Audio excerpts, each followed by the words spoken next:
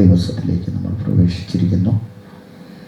ഇന്ന് രാത്രിയിൽ ആളുകളുടെ അപര്യാപ്തത നമ്മുടെ മുൻപിലുണ്ടെങ്കിൽ പോലും നിറഞ്ഞ ദൈവസാന്നിധ്യത്തിൻ്റെ ഒരുമിച്ചായിരിക്കാൻ സ്വർഗത്തിലെ ദൈവം നമ്മുടെ ജീവിതത്തിൽ ഒരുക്കുന്ന നല്ല അവസരത്തിനായ സ്തോത്രം. പകലില് വളരെ പ്രാർത്ഥനയോടെ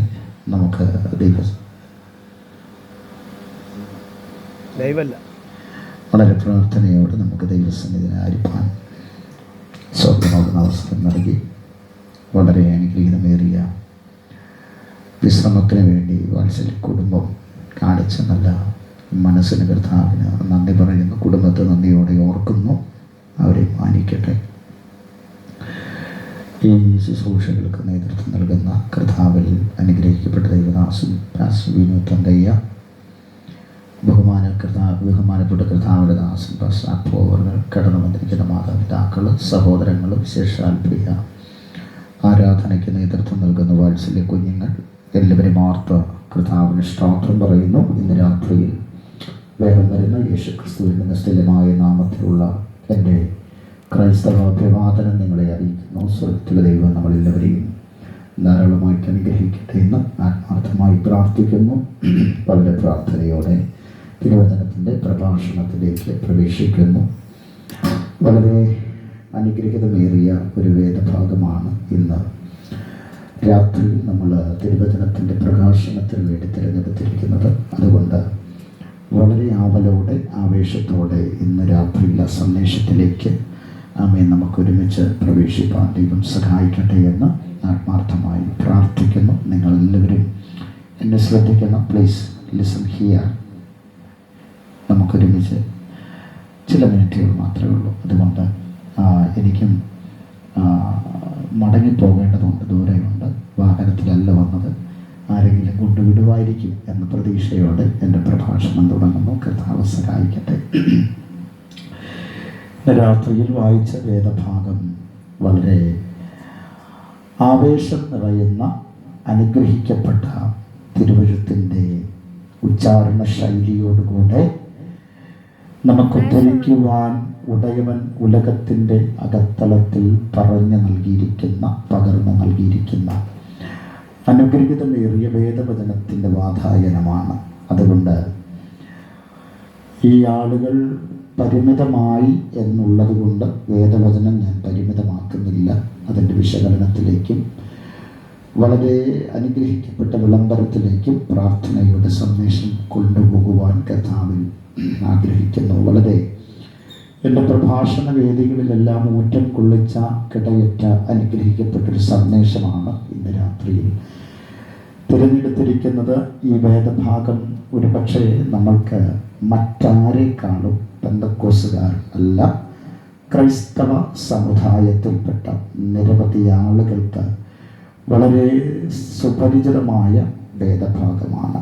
അർത്ഥാൽ അനുഗ്രഹിക്കപ്പെട്ട തിരുവചനത്തിൻ്റെ വാക്യശകലങ്ങൾ എടുത്ത് പരിശോധിക്കുമ്പോൾ ഈ വേദഭാഗം നമ്മൾ വല്ലാതെ ഊറ്റം കൊള്ളിക്കാറുണ്ട്. അതിൻ്റെ അർത്ഥം ഈ പദം, ഈ വേദഭാഗം അതിർത്തിൽ നിന്ന് ഉരുവിട്ട് ദേശത്തിനും നമുക്കും ഒരുപോലെ പറഞ്ഞു നൽകിയിരിക്കുന്നത് കേവലം ഒരു മനുഷ്യനല്ല, കേവലം ഒരു വ്യക്തിപ്രഭാവമല്ല, കേവലം ആളുകളുടെ ഇടയിലുള്ള ഒരു വ്യക്തിയല്ല. ഈ പദം നമ്മളോട് പറഞ്ഞിരിക്കുന്നത് സർവശക്തനായ തമ്പുരാനാണ്. കരമുയർത്തി നല്ലൊരു പറഞ്ഞാൽ നിങ്ങൾ ശ്രദ്ധിക്കണം. ഒന്നും കൂടി ഞാൻ പറയാം. ഉലകത്തിൽ നിന്ന് ഉടയവൻ ഈ അഖിലാണ്ട മണ്ഡലങ്ങളെ സകലത്തെയും അണിയിച്ചൊരുക്കി സകല ചരാചരങ്ങൾക്കും പേർ നിശ്ചയിച്ച് വൃക്ഷങ്ങൾക്കും സസ്യങ്ങൾക്കുമെല്ലാം അതതിൻ്റെ പേരുകൾ അവർണ്ണനീയമായി അലങ്കരിച്ചൊരുക്കിയ ഉടയവനായിരിക്കുന്നവൻ ഉലകത്തിലേക്ക് പറഞ്ഞു നൽകിയ ഏറ്റവും അനുഗ്രഹിക്കപ്പെട്ട പ്രാർത്ഥനയുടെ പദമാണ് ഇന്ന് രാത്രിയിൽ നമ്മൾ ഒരുമിച്ച് വായിച്ചത്. നമ്മൾ ഒരുപക്ഷെ ഈ പദം നിരവധി തവണ ഈ ആലയത്തിൽ വരുന്നതിന് മുൻപ് നമ്മൾ പറഞ്ഞിട്ടുണ്ട്. പക്ഷേ പറഞ്ഞപ്പോൾ അല്പം വ്യത്യാസം വരുത്തിയെന്ന് മാത്രമേ ഉള്ളൂ. തമ്പുരാൻ കർത്താവ് പറഞ്ഞതിലും അല്പവും കൂടി ഒരു ചെറിയ വ്യത്യാസം വരുത്തി നമ്മൾ എന്ത് ചെയ്തിട്ടുണ്ട്? പറഞ്ഞിട്ടുണ്ട്. ഇന്ന് രാത്രിയിൽ ആ പറഞ്ഞ പദത്തെയെല്ലാം മാറ്റി നിർത്തി മാനുഷികപരമായ സകല പദങ്ങളും പദപരിചയങ്ങളും പരിചയപ്പെടുത്താതെ ഉലകത്തിലേക്ക് കടന്നു വന്ന ശ്രീ നസ്രയനായ യേശു ക്രിസ്തു തൻ്റെ യഥരത്തിൽ നിന്ന് കണ്ടനാളത്തിൽ നിന്ന് നമുക്ക് പറഞ്ഞു തന്ന പ്രാർത്ഥനയുടെ പഠിപ്പിക്കലുകൾ ഒരുമിച്ച് വിശകലനം ചെയ്ത് നമ്മുടെ പ്രഭാഷണം ഇവിടെ അവസാനിപ്പിക്കും. എന്നെ കേൾക്കുന്ന നല്ലവരായ ദേശനിവാസികളും ഞങ്ങളുടെ സഹോദരതുല്യം കൂടപ്പിറപ്പുകളെന്ന് ഞങ്ങൾ അവകാശവാദത്തോടെ ഉന്നയിക്കുന്ന നിങ്ങൾക്കും ഇതൊരാശ്വാസമാകട്ടെ. ആത്മാർത്ഥമായി പ്രാർത്ഥിച്ചുകൊണ്ട് എൻ്റെ പ്രഭാഷണത്തിലേക്ക് പ്രവേശിക്കുന്നു. ശ്രദ്ധിക്കണമേ, ഈ പദം പറഞ്ഞു തുടങ്ങുന്നത് നിങ്ങളൊന്ന് ശ്രദ്ധിച്ചാൽ മനസ്സിലാക്കും. എന്നെ ഈ വേദഭാഗം വായിച്ച് സഹായിച്ച സഹോദരങ്ങൾ ഒന്നും കൂടി അതിൻ്റെ 9-ാമത്തെ വാക്യത്തിൻ്റെ ആദ്യത്തെ ഭാഗം, പാസ്റ്ററെ ഞങ്ങൾ മത്തായിയുടെ സുവിശേഷം 6-ാമത്തെ അധ്യായം അതിൻ്റെ 9 മുതൽ 15 വരെയുള്ള വേദശകലങ്ങളാണ് തിരഞ്ഞെടുത്തത്. അതിൻ്റെ 9ന്റെ പ്രാരംഭ ഭാഗം മാത്രം ഒന്ന് ശബ്ദമുയർത്തി വായിച്ചാട്ടെ. മതി. ആ പദം നിങ്ങളൊന്ന് ശ്രദ്ധിച്ചു. നിങ്ങൾ ഇവണ്ണം പ്രാർത്ഥിക്കും. അർത്ഥാൽ വണ്ണം കൂടി നിന്ന് പ്രാർത്ഥിക്കാനല്ല പറഞ്ഞിരിക്കുന്നത്. നിങ്ങൾ ശ്രദ്ധിച്ച് ആ പദം നിങ്ങളൊന്ന് ശ്രദ്ധിച്ചാൽ നിങ്ങൾക്ക് മനസ്സിലാകും. ഞാനതിന് ആലങ്കാരിക പ്രയോഗങ്ങൾ ഉപയോഗിച്ച് പറയുന്ന ഒരർത്ഥമുണ്ട്. അത് നമ്മൾ ഒരുപക്ഷെ നമ്മുടെ പ്രഭാഷണ വേദികളെ കിടിലം കൊള്ളിക്കുന്ന നിലവാരത്തിലൊന്ന് പറഞ്ഞാൽ ഞാൻ പറഞ്ഞു തന്ന ഈ പദങ്ങൾ പോലെ നിങ്ങളൊന്ന് എന്ത് ചെയ്യുക? പ്രാർത്ഥിക്കുക. അത്രയും പദങ്ങൾ അവിടെ പരിചയപ്പെടുത്തി ഞാൻ ആ ഭാഗം വിടുകയാണ്. യേശു തൻ്റെ ശിഷ്യന്മാരോട് പറയുകയാണ്, നിങ്ങൾ ഇവണ്ണം പ്രാർത്ഥിപ്പിൻ. അപ്പോൾ യേശു ശിഷ്യന്മാരോട് അത് പറയണമെങ്കിൽ ശിഷ്യന്മാരുമായി യേശു ഏതോ ഒരു കാര്യത്തിൽ ഒരു കോൺവെർസേഷൻ, കമ്മ്യൂണിക്കേഷൻ അവിടെ എന്ത് ചെയ്തിട്ടുണ്ട്? നടത്തിയിട്ടുണ്ട്. അർത്ഥാൽ യേശു തൻ്റെ ശിഷ്യന്മാരുമായുള്ള യാത്രയുടെ മേഖലയിൽ ശിഷ്യന്മാർ യേശുവിൻ്റെ അടുക്കൽ വന്നിട്ട് പറയുന്ന ഒരു പദം ഇതാ. യേശുവേ, യോഹന്നാൻ തൻ്റെ ശിഷ്യന്മാരെ പ്രാർത്ഥന എന്ത് ചെയ്തിട്ടുണ്ട്? പഠിപ്പിച്ചിട്ടുണ്ട്. നിങ്ങൾ എൻ്റെ കൂടെ ഉണ്ടല്ലോ. യോഹന്നാൻ തൻ്റെ ശിഷ്യന്മാരെ പ്രാർത്ഥിക്കാൻ എന്ത് ചെയ്തിട്ടുണ്ട്? പഠിപ്പിച്ചിട്ടുണ്ട്. അതുകൊണ്ട് ഞങ്ങൾക്കും എന്ത് ചെയ്യണം?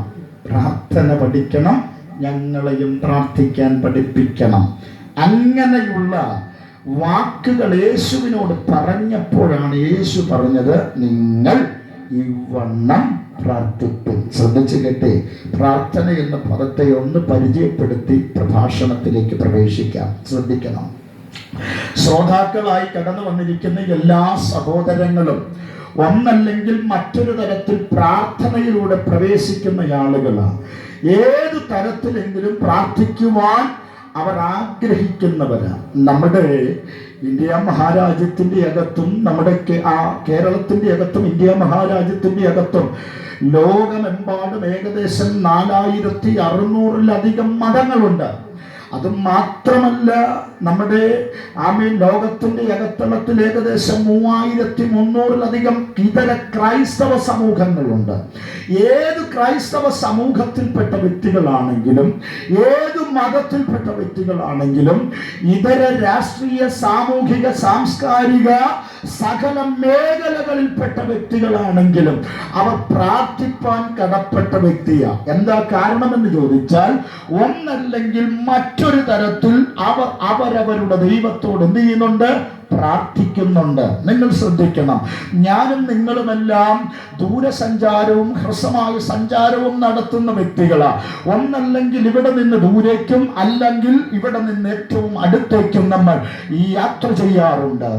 നമ്മുടെ യാത്രകളുടെ മധ്യേ നമ്മുടെ കൂടെ സന്തത സഹചാരികളായോ അല്ലെങ്കിൽ നമ്മുടെ ഒപ്പം സഞ്ചരിക്കുന്ന നിരവധി ആളുകൾ ഏതെങ്കിലും അമ്പലങ്ങളോ പള്ളികളോ ഇതര പ്രാർത്ഥനാലയങ്ങളോ വാഹനങ്ങളോ കണ്ടാൽ അവർ ഉടനെ ആ വാഹനത്തിന്റെ അകത്ത് നിന്നുകൊണ്ട് അവരുടെ ദൈവത്തോട് കൈകൊണ്ട് അവർ തൊഴുത് പ്രാർത്ഥിക്കുന്നത് നിങ്ങളും ഞാനും കണ്ടിട്ടുണ്ട്. എന്താ അർത്ഥമെന്നറിയാമോ? ഉലകത്തിന്റെ അകത്തളത്തിൽ ജനിച്ചിരിക്കുന്ന സകല മാനവകുലത്തിൽപ്പെട്ട സകല മനുഷ്യരും പ്രാർത്ഥിപ്പാൻ കടപ്പെട്ടവരാണ്. അവർ പ്രാർത്ഥിക്കേണ്ടത് അത്യന്തപരമായ കാര്യമാണ്. അതുകൊണ്ട് ഏത് മനുഷ്യരും പ്രാർത്ഥിച്ചേ മതിയാകത്തുള്ളൂ. എന്താ അർത്ഥം? ശ്രദ്ധിച്ചു നോക്കിക്കേ. ഞാനും നിങ്ങളുമൊക്കെ വാഹനം ഓടിക്കുന്നവരാണ്. നമ്മുടെ സഹോദരിമാരും വാഹനം ഓടിക്കുന്നവർ ഇതിൻ്റെ അകത്തുണ്ടെന്ന് ഞാൻ അങ്ങ് കരുതുകയാണ്. ഇല്ല എങ്കിൽ ഓടിക്കുന്ന ചായന്മാരുടെ കൂടെ നിങ്ങൾ വന്നിട്ടുണ്ടല്ലോ. അപ്പോൾ വാഹനം ഓടിക്കുന്ന നമ്മൾ രാവിലെ വാഹനമെടുക്കുന്ന സമയത്ത് നമ്മുടെ പല സഹോദരങ്ങളും ഏത് ക്രൈസ്തവ സമൂഹത്തിലുള്ളവരാണെങ്കിലും ഏത് ഇതര മതത്തിന്റെ അകപ്പെട്ട ആളുകളാണെങ്കിലും ഏത് നിരീശ്വരവാദിയാണെങ്കിലും ഏത് ദൈവമില്ലെന്ന് പറഞ്ഞു നടക്കുന്ന ജ്ഞാനവാദികളാണെങ്കിലും അവരെല്ലാം ആ വാഹനമെടുക്കുമ്പോൾ വാഹനത്തിൽ അവരൊന്ന് തൊടുന്നതിന് ശേഷം മാത്രമേ അവരാ വാഹനമെടുക്കാറുള്ളൂ. മനസ്സിലാകുന്നുണ്ടോ? തീർന്നില്ല. നമ്മൾ പെന്തക്കോസുകാരായതുകൊണ്ട് പാസ്റ്റർ ഞങ്ങളാരും തൊഴുത് വണ്ടി എന്ത് ചെയ്യാറില്ല, എടുക്കാറില്ല. ബൈക്ക് സ്റ്റാർട്ട് ചെയ്യുന്ന കിക്കർ അടിക്കുന്നതിന് മുമ്പ് സ്വത്രം പറയുന്ന ആളുകൾ ഇതിൻ്റെ അകത്തും ഉണ്ട്. എന്താ അതിന്റെ അർത്ഥം? സകല മേഖലകളിലും സകല ഇടങ്ങളിലേക്കും സഞ്ചരിക്കാൻ തിരഞ്ഞെടുക്കുന്ന ആളുകൾ ആ സഞ്ചാരത്തിനു മുൻപ് അവർ പ്രാർത്ഥിച്ചതിന് ശേഷം മാത്രമേ അവരുടെ യാത്ര ആരംഭിക്കാറുള്ളൂ. നോക്ക്, കൂലിത്തൊഴിൽ മുതൽ ആ സർക്കാർ തൊഴിലുകളിലേക്ക് വരെ സഞ്ചാരം തുടങ്ങുന്ന ആളുകൾ അവരുടെ തൊഴിൽ മേഖലകളിലേക്കൊന്ന് കടക്കുമ്പോൾ അവർ പ്രാർത്ഥനയോടുകൂടി മാത്രമാണ് എന്ത് ചെയ്യുന്നത്, അവരുടെ തൊഴിൽ ആരംഭിക്കുന്നത്. അവസാനിച്ചില്ല. സ്കൂളുകളിലേക്ക് കടന്നു ചെന്ന് കഴിഞ്ഞാൽ നേരത്തെ ഞാൻ പറഞ്ഞതുപോലെ അഖിലാണ്ട മണ്ഡലം അണിയിച്ചൊരുക്കിയ അതിനുള്ളിൽ അനുഭവം നൽകിയ പ്രാർത്ഥനയുടെ പദപരിചയങ്ങൾ കൊണ്ട് സ്കൂളുകളിലേക്ക് കടന്ന് പഠനത്തിന് വേണ്ടി പോകുന്ന കുഞ്ഞുങ്ങൾ സ്കൂളിന്റെ പടിക്കെട്ടിന്റെ അകത്തും പടിക്കെട്ടിന്റെ പുറത്തും നിന്ന് പ്രാർത്ഥനയുടെ വാക്കുകൾ ഏറ്റുപറഞ്ഞുകൊണ്ട് അവരുടെ പഠനം തുടങ്ങുന്നത് നിങ്ങളും ഞാനും കണ്ടിട്ടുണ്ട്. അങ്ങനെയുള്ള തലമുറകളും ഇതിന്റെ അകത്തിരിപ്പുണ്ട്. അർത്ഥാൽ ഏതു മനുഷ്യനും പ്രാർത്ഥിപ്പാൻ കടപ്പെട്ടവരാണ് ഉലകത്തിൽ ജനിച്ച സകല മനുഷ്യരും. അപ്പോൾ ഒരു നേരത്തെ ഭക്ഷണം നമ്മൾ കഴിച്ചില്ലെങ്കിലും നമ്മൾ പ്രാർത്ഥിച്ചിരിക്കും, അല്ലേ? അപ്പോൾ പാസ്റ്റർ ശരിയല്ലേ ഞാൻ പറഞ്ഞു? തെളിവ് തരാം. രാത്രിയിൽ ഉറങ്ങാൻ കിടക്കുന്ന ആളുകൾ നമ്മുടെ ഇടയിലുണ്ട്. എല്ലാവരും ഉറങ്ങാതെ ഇരിക്കുന്ന ആളുകൾ ഇതിൻ്റെ അകത്തുണ്ടെന്ന് എനിക്കറിയത്തില്ല. അവരുടെ കണ്ണുകളിലോട്ട് നോക്കി അറിയാം. ഉപ്പൻ്റെ കണ്ണുപോലെ ഇരിപ്പുണ്ടെങ്കിൽ അവൻ എന്ത് ചെയ്യുന്നില്ല, രാത്രിയിൽ ഉറങ്ങുന്നില്ല. രാത്രി മൊത്തം മൊബൈലിലും തോണ്ടിക്കൊണ്ട് അവൻ ഇരിക്കുന്നു എന്നതിൻ്റെ അർത്ഥം. അതവിടെ നിൽക്കട്ടെ. ഏതു വിധത്തിലാണെങ്കിലും അവൻ എന്ത് ചെയ്യും, ഉറങ്ങാൻ സാധ്യതയുണ്ട്. നിങ്ങൾ ശ്രദ്ധിച്ചേ, കട്ടിലിലേക്ക് കിടക്കുന്നതിന് മുൻപ്, തലയിണയിലേക്ക് തല ചായ്ക്കുന്നതിന് മുൻപ് ഉലകത്തിൻ്റെ അകത്തളത്തിൽ ജീവിപ്പാൻ ഒരു അവസരവും ആയുസ്സും നമുക്ക് ഈ ആരോഗ്യവും മടക്കി നൽകിയ ദൈവത്തിന് ആമേൻ. പണ്ട് മത്തായിച്ചൻ പ്രാർത്ഥിച്ചതുപോലെ നീയെല്ലാം അറിയുന്നു, ഞാനിതാ അറിയുന്നു എന്ന് പറഞ്ഞെങ്കിലും ഒരു വാക്കിൽ പ്രാർത്ഥിച്ചിട്ടേ അവൻ എന്ത് ചെയ്യത്തുള്ളൂ, കടക്കത്തുള്ളൂ. തീർന്നില്ല. പ്രഭാതത്തിലേക്ക് അവൻ ചാടിയെഴുന്നേൽക്കുമ്പോൾ സൂര്യന്റെ കിരണങ്ങൾ ഭൂമിയുടെ മണ്ണിനെ ചുംബിക്കുന്നതിന് മുൻപ് തന്നെ, നമ്മുടെ നാട്ടിൽ പറയും കോഴിപ്പൂവൻ നമ്മളെ വിളിച്ചെഴുന്നേൽപ്പിക്കുന്നതിന് മുൻപ് നമ്മുടെ കണ്ണ് പാതി തുറന്ന് ആ വെള്ളി വെളിച്ചം ആകാശമണ്ഡലങ്ങളിൽ ആ വെള്ളി വെളിച്ചം നമ്മുടെ കണ്ണിലേക്ക് കടന്നു വരുമ്പോൾ തന്നെ ഒരു സ്തോത്രം പറഞ്ഞിട്ടാണ് നമ്മൾ എല്ലാവരും എഴുന്നേൽക്കുന്നത്. എന്താ അർത്ഥമെന്നറിയാമോ? സകല മനുഷ്യരും പ്രാർത്ഥിപ്പാൻ കടപ്പെട്ടവരാണ്. ഇനി വചനത്തിന്റെ അകത്തും ചില തെളിവുകൾ ഞാൻ പറയാം, ശ്രദ്ധിച്ച് കേൾക്കണം. എൻ്റെ പ്രസംഗം വേഗത്തിൽ ഞാൻ അവസാനിപ്പിക്കും എങ്കിലും സമയം കൃത്യതയോടെ മുൻപോട്ട് ഞാൻ കൊണ്ടുപോകും. ദൈവം നമ്മളെ ഒരുമിച്ച് അനുഗ്രഹിക്കട്ടെ. സ്തോത്രം. ഈ സന്ദേശം നമുക്ക് മാത്രമല്ല, നമ്മുടെ പരിസര പ്രദേശങ്ങളിലുള്ളവർക്കും പ്രാർത്ഥനയെക്കുറിച്ചുള്ള ഒരറിവ് അവർക്കും ഉണ്ടാകുന്നത് നല്ലതാണ്. എൻ്റെ പ്രമേയത്തിലേക്ക് ഞാൻ പ്രവേശിച്ചില്ല, പ്രാർത്ഥന എന്ന് മാത്രമേ ഞാൻ പറഞ്ഞിട്ടുള്ളൂ. നോക്ക്, ഒരിക്കൽ ആമീൻ തമ്പുരാൻ പറഞ്ഞൊരു പദമുണ്ട്, യോനെ നീ എവിടേക്ക് പോകണം? നിനവയിലേക്ക് പോകണം. നിനവയിലേക്ക് പോകേണ്ടുന്ന കാര്യം പറഞ്ഞ് മനസ്സിലാക്കി കൊടുത്ത് അനുസരണക്കേടിൻ്റെ അഹങ്കാരം അത്യച്ചകോടിയിലേക്ക് കടന്നു വന്നപ്പോൾ അനുസരണക്കേട് കൊണ്ട് സ്വന്തം കീശിൽ നിന്ന് കാശെടുത്ത് ടിക്കറ്റ് എടുത്ത് ടർസീസിലേക്കുള്ള കപ്പലിൽ കയറി യാത്ര തുടങ്ങി. നോക്ക്, ഇരിക്കാൻ സീറ്റോ കിടക്കാൻ സ്ഥലമോ ഇല്ലാത്തത് കൊണ്ട് കപ്പലിൻ്റെ ഏറ്റവും അടിത്തട്ടിൽ കടന്നു ചെന്ന് MRFന്റെ ടയർ കിടക്കുന്നത് പോലെ അതിൻ്റെ അകത്തളത്ത് ചുരുട്ടുകൂടി കിടക്കുന്ന ഒരു യോന, പേര് പ്രവാചകൻ എന്ന, മനസ്സിലാകുന്നുണ്ടോ? നല്ലൊരു പാസ്റ്റർ എന്ന. നിങ്ങൾ അറിയണം, പ്രാർത്ഥിക്കുന്നവരെല്ലാം വലിയ പ്രാർത്ഥനാ വീരന്മാരാണെന്ന് വിചാരിക്കരുത്. സ്വത്രം പറയുന്നവരെല്ലാം വലിയ സ്വത്രം പറയുന്നവരും പ്രാർത്ഥിക്കുന്നവരുമാണെന്ന് വിചാരിക്കരുത്. പ്രാർത്ഥിച്ചവരും ആരാധിച്ചവരെല്ലാം വലിയ വിശുദ്ധന്മാരാണെന്ന് നമ്മൾ എന്ത് ചെയ്യരുത്, കരുതരുത്. നോക്ക്, ഇവിടെ ഒരു മനുഷ്യൻ MRFന്റെ ടയർ കിടക്കുന്നത് പോലെ ആ കപ്പലിന്റെ അടിത്തട്ടിൽ വളഞ്ഞ് ചുരുണ്ടുകൂടി കിടക്കുകയാണ്. തീർന്നില്ല, കുറച്ച് കഴിഞ്ഞപ്പോൾ ഈ കപ്പൽ മുൻപോട്ട് ചലിക്കാൻ തുടങ്ങി. ആ കപ്പലിന്റെ ചലനം കൊണ്ട് ഓളങ്ങൾ മുൻപോട്ട് പോകാൻ തുടങ്ങി. പക്ഷേ അധിക ദൂരം യാത്ര തുടരുന്നതിന് മുൻപ് ആമീൻ കുഞ്ഞോളങ്ങൾ അങ്ങോട്ട് കടന്നു ചെന്ന ആ കുഞ്ഞോളങ്ങളെ വകഞ്ഞു മാറ്റിക്കൊണ്ട് രാക്ഷസ തിരമാലകൾ തിരിച്ച് കപ്പലിന് നേരെ ആഞ്ഞടിക്കാൻ തുടങ്ങി. ആമീൻ കപ്പിത്താൻ തന്റെ കഴിവും കരുത്തും ഉപയോഗിച്ച് ഏറ്റവും കരുത്തോടെ നിൽക്കുന്ന കപ്പലിനെ കടലിന്റെ അകത്തളത്തിൽ നിയന്ത്രിക്കാൻ ശ്രമിച്ചു. നങ്കൂരമിട്ടതിനെ പിടിച്ചടക്കാൻ ശ്രമിച്ച കപ്പിത്താൻ ആവോളം ആമേൻ വിയർത്തു കുളിക്കുന്നത് പലരും കണ്ടു തുടങ്ങി. ഓരോ നിമിഷവും കപ്പലിന്റെ ചലനത്തിന് വ്യത്യാസം വരാൻ തുടങ്ങി. ഈ സാഗരത്തിന്റെ അകത്തളത്തില് ഏത് നിമിഷവും നിലയില്ലാത്ത ആഴക്കടലിന്റെ അകത്തളത്തിലേക്ക് ഈ കപ്പൽ ആടിയുലഞ്ഞ് മുങ്ങിപ്പോകാൻ സാധ്യതയുണ്ടെന്ന് ആ കപ്പിത്താൻ പറഞ്ഞു. ഓരോ റൂമിന്റെ വാതിക്കലേക്ക് ഓടിച്ചെന്ന് ആ റൂമിന്റെ വാതിലിൽ ആഞ്ഞാഞ്ഞടിച്ചുകൊണ്ട് ആ കപ്പിത്താൻ പറഞ്ഞ പദപ്രയോഗം വളരെ അർത്ഥവത്തായത്. ദൈവമക്കൾ അതൊന്ന് ചിന്തിക്കണം. എന്താ പറഞ്ഞതെന്നറിയാമോ? കഴിഞ്ഞ നീണ്ട ചില നാളുകളായി ഈ കപ്പലുമായി ഈ കപ്പൽ ചാലിൽ കൂടി അനവധി തവണ ഞാൻ സഞ്ചരിച്ചിട്ടുണ്ട്. തിരമാലകൾ എന്റെ കപ്പലിന്റെ നേരെ ആഞ്ഞടിക്കുന്നത് ഞാൻ കണ്ടിട്ടുണ്ട്. സുനാമി മാത്രമല്ല, കാറ്റും കോളും കൊണ്ട് എന്റെ കപ്പലുകൾ ആടി ഉലയുന്നത് ഞാൻ കണ്ടിട്ടുണ്ട്. പക്ഷെ എന്റെ കഴിവ് കൊണ്ടും എന്റെ കരുത്തുകൊണ്ടും എന്റെ അറിവ് കൊണ്ടും എന്റെ ജ്ഞാനം കൊണ്ടും ഈ കപ്പലിനെ അന്ന് ഞാൻ നിയന്ത്രിച്ചിട്ടുണ്ട്. പക്ഷെ ഇന്ന് എന്നെ കൊണ്ട് നിയന്ത്രിക്കാൻ ആവതില്ല കേട്ടോ. ഈ കപ്പൽ എന്റെ കരുത്തിന് മുൻപിൽ നിൽക്കുന്നില്ല. ഈ കപ്പൽ എന്റെ കഴിവിന് മുൻപിൽ നിൽക്കുന്നില്ല. എന്റെ അറിവിന് മുൻപിൽ ഈ കപ്പൽ നിൽക്കുന്നില്ല. പക്ഷെ നിങ്ങൾ ഒരു കാര്യം ചെയ്യണം. എന്നെ കൊണ്ട് ചെയ്യാൻ കഴിയാത്ത ഒരു കാര്യമുണ്ട്. ആ കാര്യം നിങ്ങൾ ചെയ്തു തുടങ്ങിക്കൂ. കപ്പിത്താൻ പറഞ്ഞു, നിങ്ങൾ അവരവരുടെ ദൈവത്തോട് പ്രാർത്ഥിക്കുക. കരമുയർത്തി നല്ലൊരു കല്ലേലൂയ പറയുകയാണ്. അപ്പോൾ ആ കപ്പിത്താൻ പറഞ്ഞ പദം ഇതാ. എന്താ പറഞ്ഞത്? നിങ്ങളുടെ ദൈവത്തോട് എന്ത് ചെയ്യുക? പ്രാർത്ഥിക്കുക. നിങ്ങൾ എല്ലാവരും ഇവിടെ ഉണ്ടല്ലോ, പ്രാർത്ഥിക്കാൻ വന്നവരാണ്. അതുകൊണ്ട് നിങ്ങൾ എല്ലാവരും ഇവിടെ തന്നെ ഇരിക്കണം. മിഴി ഇവിടെയും മനം വേറെ എവിടെയും എന്ത് ചെയ്യരുത്, കൊടുക്കരുത്. അതുകൊണ്ട് ചിലരൊക്കെ ഇരിക്കുന്ന കാണുമ്പോൾ എനിക്ക് തന്നെ പേടി തോന്നുകയാണ്. കാരണം വല്ലാത്തൊരു ഭീകരാന്തരീക്ഷത്തിൽ എന്തായിത്തീരും ഇതിൻ്റെ പര്യവസാനം എന്നോർത്താ. ഒന്നും ആകത്തില്ല. തുടങ്ങിയത് തമ്പുരാനാണെങ്കിൽ ഒടുക്കവും തമ്പുരാൻ തന്നെ ചെയ്തോളും. കരമുയർത്തില്ല പറഞ്ഞാട്ടെ. അപ്പോൾ ആ മനുഷ്യൻ പറഞ്ഞതൊരു പദം ഇതാ: നിങ്ങളുടെ ദൈവത്തോട് എന്ത് ചെയ്യുക? പ്രാർത്ഥിക്കുക. അർത്ഥാൽ ഈ കഷ്ടത്തിൽ നിന്ന് വിടുവിക്കുവാൻ പ്രാർത്ഥന കൊണ്ടല്ലാതെ മാനവകുലത്തിനും മറ്റൊന്നും കൊണ്ടും ഒന്നും ചെയ്യാനാവതില്ല.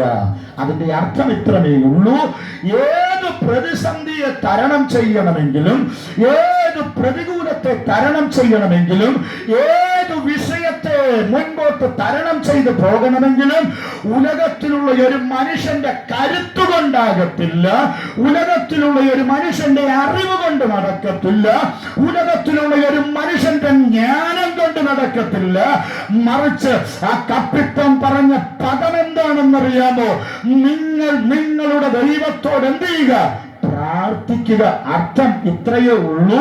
നമ്മുടെ കഴിവ് കൊണ്ടൊന്നും നമുക്ക് എന്ത് ചെയ്യാൻ കഴിയത്തില്ല, നേടാൻ കഴിയത്തില്ല, പ്രാർത്ഥന കൊണ്ടല്ലാതെ. അപ്പൊ പറഞ്ഞത് ഇത്രയേ ഉള്ളൂ. പ്രാർത്ഥനയാണ് നമ്മുടെ ചിന്ത. ആ ചിന്തയിലേക്ക് കയറി നമ്മുടെ പ്രഭാഷണത്തിലേക്ക് പോകാം. നിങ്ങൾ ശ്രദ്ധിച്ചേ, എന്താണെന്നറിയാമോ? ഏതു മനുഷ്യനും പ്രാർത്ഥിക്കണം. നാനാജാതി മതവർഗ വർണ്ണ വ്യത്യാസമന്യേ മാനവകുലത്തിൽ ജനിച്ചിരിക്കുന്ന സകല മനുഷ്യരും എന്ത് ചെയ്യണം? പ്രാർത്ഥിക്കണം. പ്രാർത്ഥിച്ചേ മതിയാകത്തുള്ളൂ. അതുകൊണ്ടാണ് യേശു തന്റെ ശിഷ്യന്മാരോട് പറഞ്ഞത്, നിങ്ങൾ ഇവണ്ണം പ്രാർത്ഥിപ്പിൻ. തീർന്നോ? ഇല്ല. അപ്പോൾ ഒരു കാര്യം ഉറപ്പാണ്, യേശു പ്രാർത്ഥിക്കാൻ പഠിപ്പിക്കുന്നതിന് മുൻപേ ചില ശിഷ്യന്മാരെ യോഹന്നാൻ എന്ത് ചെയ്തിട്ടുണ്ട്? പ്രാർത്ഥിക്കാൻ പഠിപ്പിച്ചിട്ടുണ്ട്. അപ്പൊ പ്രാർത്ഥന എന്നുള്ളത് ഏറ്റവും അർത്ഥവത്തായ ഒന്ന് തന്നെയാ, അല്ലേ അപ്പുപാസേ? അപ്പൊ പ്രാർത്ഥിച്ചേ മതിയാകത്തുള്ളൂ. അതുകൊണ്ടല്ലേ മാനുഷികപരമായ പ്രാർത്ഥനകൾ കൊണ്ടൊന്നും നടക്കത്തില്ല എന്ന് മനസ്സിലാക്കിയപ്പോൾ യേശു പറഞ്ഞു, നിങ്ങൾ എന്ത് ചെയ്യുക? ഇവണ്ണം പ്രാർത്ഥിക്കുക. കരമുയർത്തി ഹല്ലേലൂയ പറയാമോ? നിങ്ങളെ കൊണ്ട് ഹല്ലേലൂയ പറയിക്കുന്ന നിങ്ങളുടെ ഇരിപ്പ് കണ്ട് പേടിച്ചിട്ടാണ് ഞാൻ ഇടയ്ക്കിടയ്ക്ക് പറയുന്നത്. കാരണം വല്ലാത്ത ഒരു രൗദ്രഭാവത്തിലേക്കാണ് ചിലരൊക്കെ ഇരിക്കുന്നത്. അങ്ങനെയൊന്നും ഇരിക്കണ്ട, നിങ്ങൾ പേടിക്കൊന്നും വേണ്ട.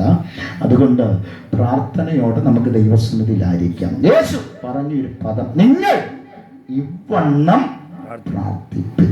അങ്ങനെയെങ്കിൽ ഇന്ന് രാത്രിയിൽ ചിന്തിച്ചു തുടങ്ങേണ്ടത്, നിങ്ങൾ ഇവണ്ണം പ്രാർത്ഥിപ്പിൻ എന്ന പദം കൊണ്ടല്ല, നിങ്ങൾ ഇങ്ങനെ പ്രാർത്ഥിപ്പിൻ എന്ന പദം കൊണ്ടല്ല. യേശു പറഞ്ഞത് നിങ്ങൾ ഇങ്ങനെ എന്ത് ചെയ്യണം? ജോയൽ എൻ്റെ കൂടെ ഉണ്ടല്ലോ അല്ലേ? നിങ്ങൾ എന്ത് ചെയ്യണം? ഇങ്ങനെ പ്രാർത്ഥിക്കണം. അങ്ങനെയല്ലേ പറഞ്ഞിരിക്കുന്നത്? നിങ്ങൾ ഇങ്ങനെ എന്ത് ചെയ്യണം? പ്രാർത്ഥിക്കണം, അല്ലേ സഹോദരിമാരെ? അങ്ങനെയല്ലേ പറഞ്ഞിരിക്കുന്നത്? നിങ്ങൾ എന്ത് ചെയ്യുക? ഇങ്ങനെ പ്രാർത്ഥിക്കണം. അങ്ങനെ യേശു പഠിപ്പിച്ചത്. അങ്ങനെയെങ്കിൽ യേശു പഠിപ്പിച്ചത് ആദ്യം നിങ്ങൾ ഇങ്ങനെ പ്രാർത്ഥിക്കണമെന്നല്ല, നിങ്ങൾ ഇങ്ങനെ പ്രാർത്ഥിക്കരുതെന്നാണ്. മനസ്സിലായില്ല? യേശു പഠിപ്പിച്ചത് നിങ്ങൾ ഇങ്ങനെ പ്രാർത്ഥിക്കണമെന്നല്ല. ആദ്യം ഫസ്റ്റ് അപ്പോൾ യേശു പഠിപ്പിച്ചത് നിങ്ങൾ ഇങ്ങനെ എന്ത് ചെയ്യരുത്? പ്രാർത്ഥിക്കരുത്. പ്രാർത്ഥനയോടെ ആ ചിന്തയിലേക്ക് നമുക്ക് പ്രവേശിക്കാം. നമ്മൾ 9ാമത്തെ വാക്യം പഠിച്ചത് കൊണ്ടും വായിച്ചത് കൊണ്ടുമാണ് നമുക്ക് ഈ ചിന്ത നമ്മുടെ ഉള്ളിൽ വരാൻ കാരണം. എന്താ കാരണമെന്നറിയാമോ? അതിന്റെ അപ്പുറത്തേക്കുള്ള ചിന്തകളൊന്നും ആരുടെയും മനസ്സിൽ ഇതുവരെ വന്നിട്ടില്ല. എല്ലാവരും യേശു പഠിപ്പിച്ച പ്രാർത്ഥന, നിങ്ങൾ ഇങ്ങനെ പ്രാർത്ഥിക്കുവിൻ, സ്വർഗസ്ഥനായ ഞങ്ങളുടെ പിതാവേ. അതുകൊണ്ടാണ് ഞാൻ പറഞ്ഞ, അടുത്തേക്ക് പറയുമ്പോൾ എന്നോട് പിണങ്ങരുത്. ഞങ്ങളുടെ ശബ്ദം കേൾക്കുന്ന സഹോദരങ്ങളും പിണങ്ങരുത്.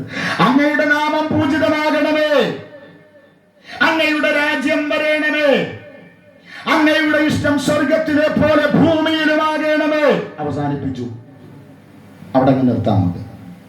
അപ്പോൾ ഇത് ആര് പഠിപ്പിച്ചെന്നാ പറഞ്ഞിരിക്കുന്നത്? യേശു പഠിപ്പിച്ചെന്ന. കുഞ്ഞെ, തെറ്റിയ ഒരു കാര്യമുണ്ട്. യേശു പ്രാർത്ഥിക്കാൻ പഠിപ്പിക്കുന്നതിന് മുൻപ്, നിങ്ങൾ ഇങ്ങനെ പ്രാർത്ഥിക്കണമെന്ന് യേശു പറയുന്നതിന് മുൻപ്, നിങ്ങൾ ഇങ്ങനെ പ്രാർത്ഥിക്കരുതെന്നാണ് യേശു പഠിപ്പിച്ചത്. അതറിഞ്ഞെങ്കിൽ മാത്രമേ നമുക്ക് എങ്ങനെ പ്രാർത്ഥിക്കണമെന്നറിയത്തുള്ളൂ. കരമുയർത്തി സ്വത്രം പറഞ്ഞാട്ടെ.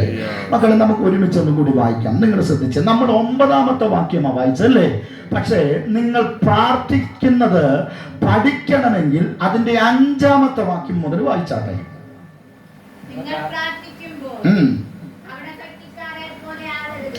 അമ്മാമേ ഒന്ന് നിർത്തണേ, നമുക്ക് ഒരുമിച്ച് പോവാം. ഒന്ന്, താങ്ക് യു. നിങ്ങൾ പ്രാർത്ഥിക്കുമ്പോൾ ആരെ പോലെ പ്രാർത്ഥിക്കരുത്? അയ്യോ, നിങ്ങൾ മിണ്ടുന്നില്ല. നിങ്ങൾ പ്രാർത്ഥിക്കുമ്പോൾ നിങ്ങൾ ആരെ പോലെ പ്രാർത്ഥിക്കരുത്? ഒച്ചയ്ക്ക് പറ. നിങ്ങൾ അത് പറയുമ്പോൾ ബാക്കിയെല്ലാം നിങ്ങൾ ഒച്ചയ്ക്ക് പറഞ്ഞല്ലോ. അത് പറയുമ്പോൾ മാത്രം നിങ്ങൾ ഒച്ച കുറച്ച് പറഞ്ഞതിന്റെ കാരണം എനിക്ക് മനസ്സിലാകുന്നില്ല. നിങ്ങൾ പ്രാർത്ഥിക്കുമ്പോൾ ആരെ പോലെ പ്രാർത്ഥിക്കരുത്? കപടഭക്തിക്കാരെ പോലെ നിങ്ങൾ എന്ത് ചെയ്യരുത്? സ്വത്രം. അപ്പം പ്രശ്നമാകും.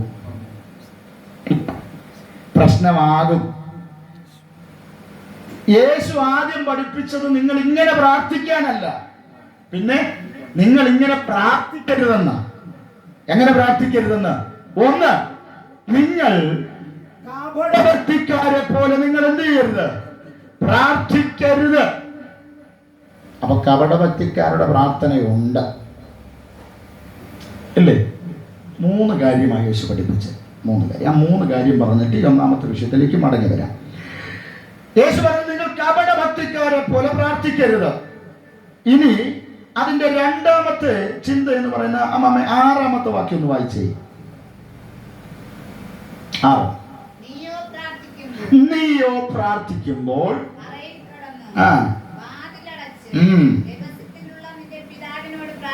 മതി, അവിടെ നിൽക്കട്ടെ.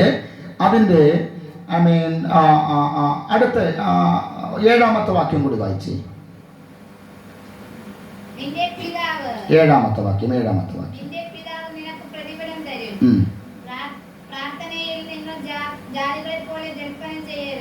മതി. എങ്ങനെ ചെയ്യരുതെന്നാ പറഞ്ഞേ? അപ്പോൾ 1-ാമത്തെ ചിന്ത, നിങ്ങൾ പ്രാർത്ഥിക്കുമ്പോൾ ആരെ പോലെ പ്രാർത്ഥിക്കരുത്? കപടഭക്തിക്കാരെ പോലെ പ്രാർത്ഥിക്കരുത്.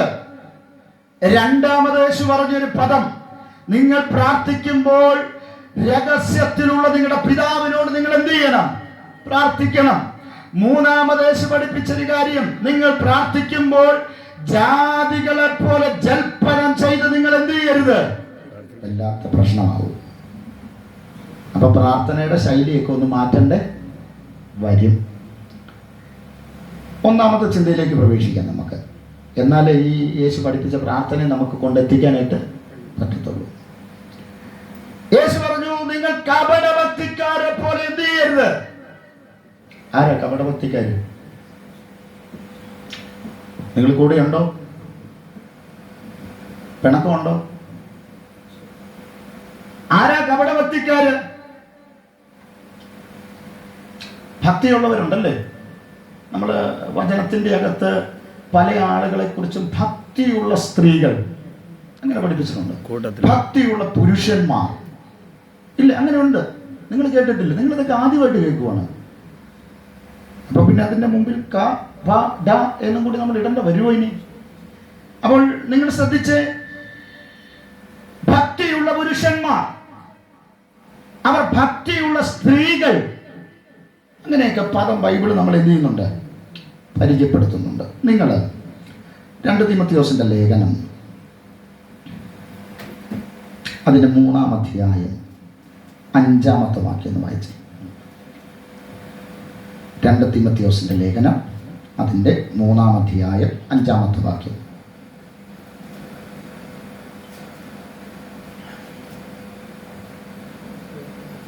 രണ്ട് തീമോഥെയോസ് 3-ാം അധ്യായം അതിന്റെ 5-ാമത്തെ വാക്യം.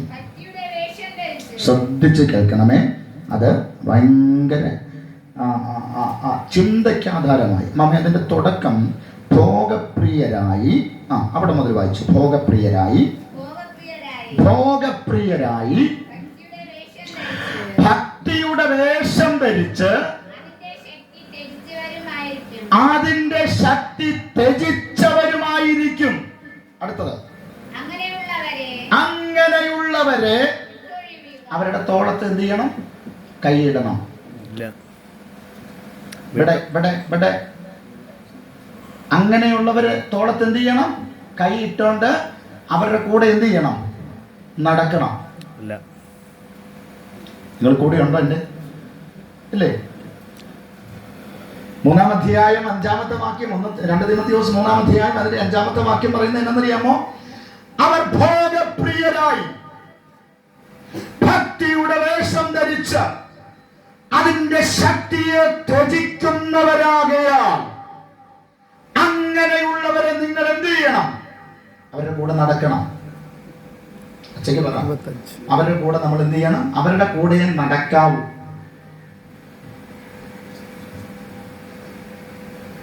നിങ്ങൾ ശ്രദ്ധിച്ചേ, നമ്മുടെ പല ആളുകളുടെ നടപ്പ് അങ്ങനെയുള്ളവരുടെ കൂടെയാണ്. അങ്ങനെയുള്ളൊരു മതി. ഈ 3 ചിന്ത കൊണ്ടിരുന്നുണ്ട് ഞാൻ. കപടഭക്തിക്കാരെ കുറിച്ച് ഞാൻ പറയുന്നത്. ആരാ കപടഭക്തിക്കാരെന്ന് പറയുന്നത്? യേശു പറഞ്ഞ കപടഭക്തിക്കാരുടെ 1-ാമത്തെ ചിന്ത ഞാൻ പറയുന്നത്, ക്വാളിറ്റി ഞാൻ പറയുന്നത്. കപടഭക്തിക്കാരുടെ എന്താ 1-ാമത്തെ ക്വാളിറ്റി എന്ന് പറയുന്നത്? അവരാരാന്ന് പറഞ്ഞത്? 1-ാമത്തെ ചിന്ത എന്താണ്? അവർ ഭോഗപ്രിയരാ. അയ്യോ എൻ്റെ പൊന്നു സഹോദരങ്ങളെ, കൂടെ പറപ്പുകൾ, കുഞ്ഞുങ്ങളെ, അതേപ്പറ്റി പറയാൻ തുടങ്ങിയ മിക്കവാറും വിപ്ലവം നടക്കും. എന്ത് നടക്കും? വിപ്ലവം നടക്കും. ഇതൊരു കൺവെൻഷൻ ആയിരുന്നെങ്കിൽ കുറച്ചും കൂടി ഞാൻ നമ്മുടെ നാട്ടുഭാഷ പറഞ്ഞ അങ്ങ് അപമാദിച്ചാണ് ഞാൻ.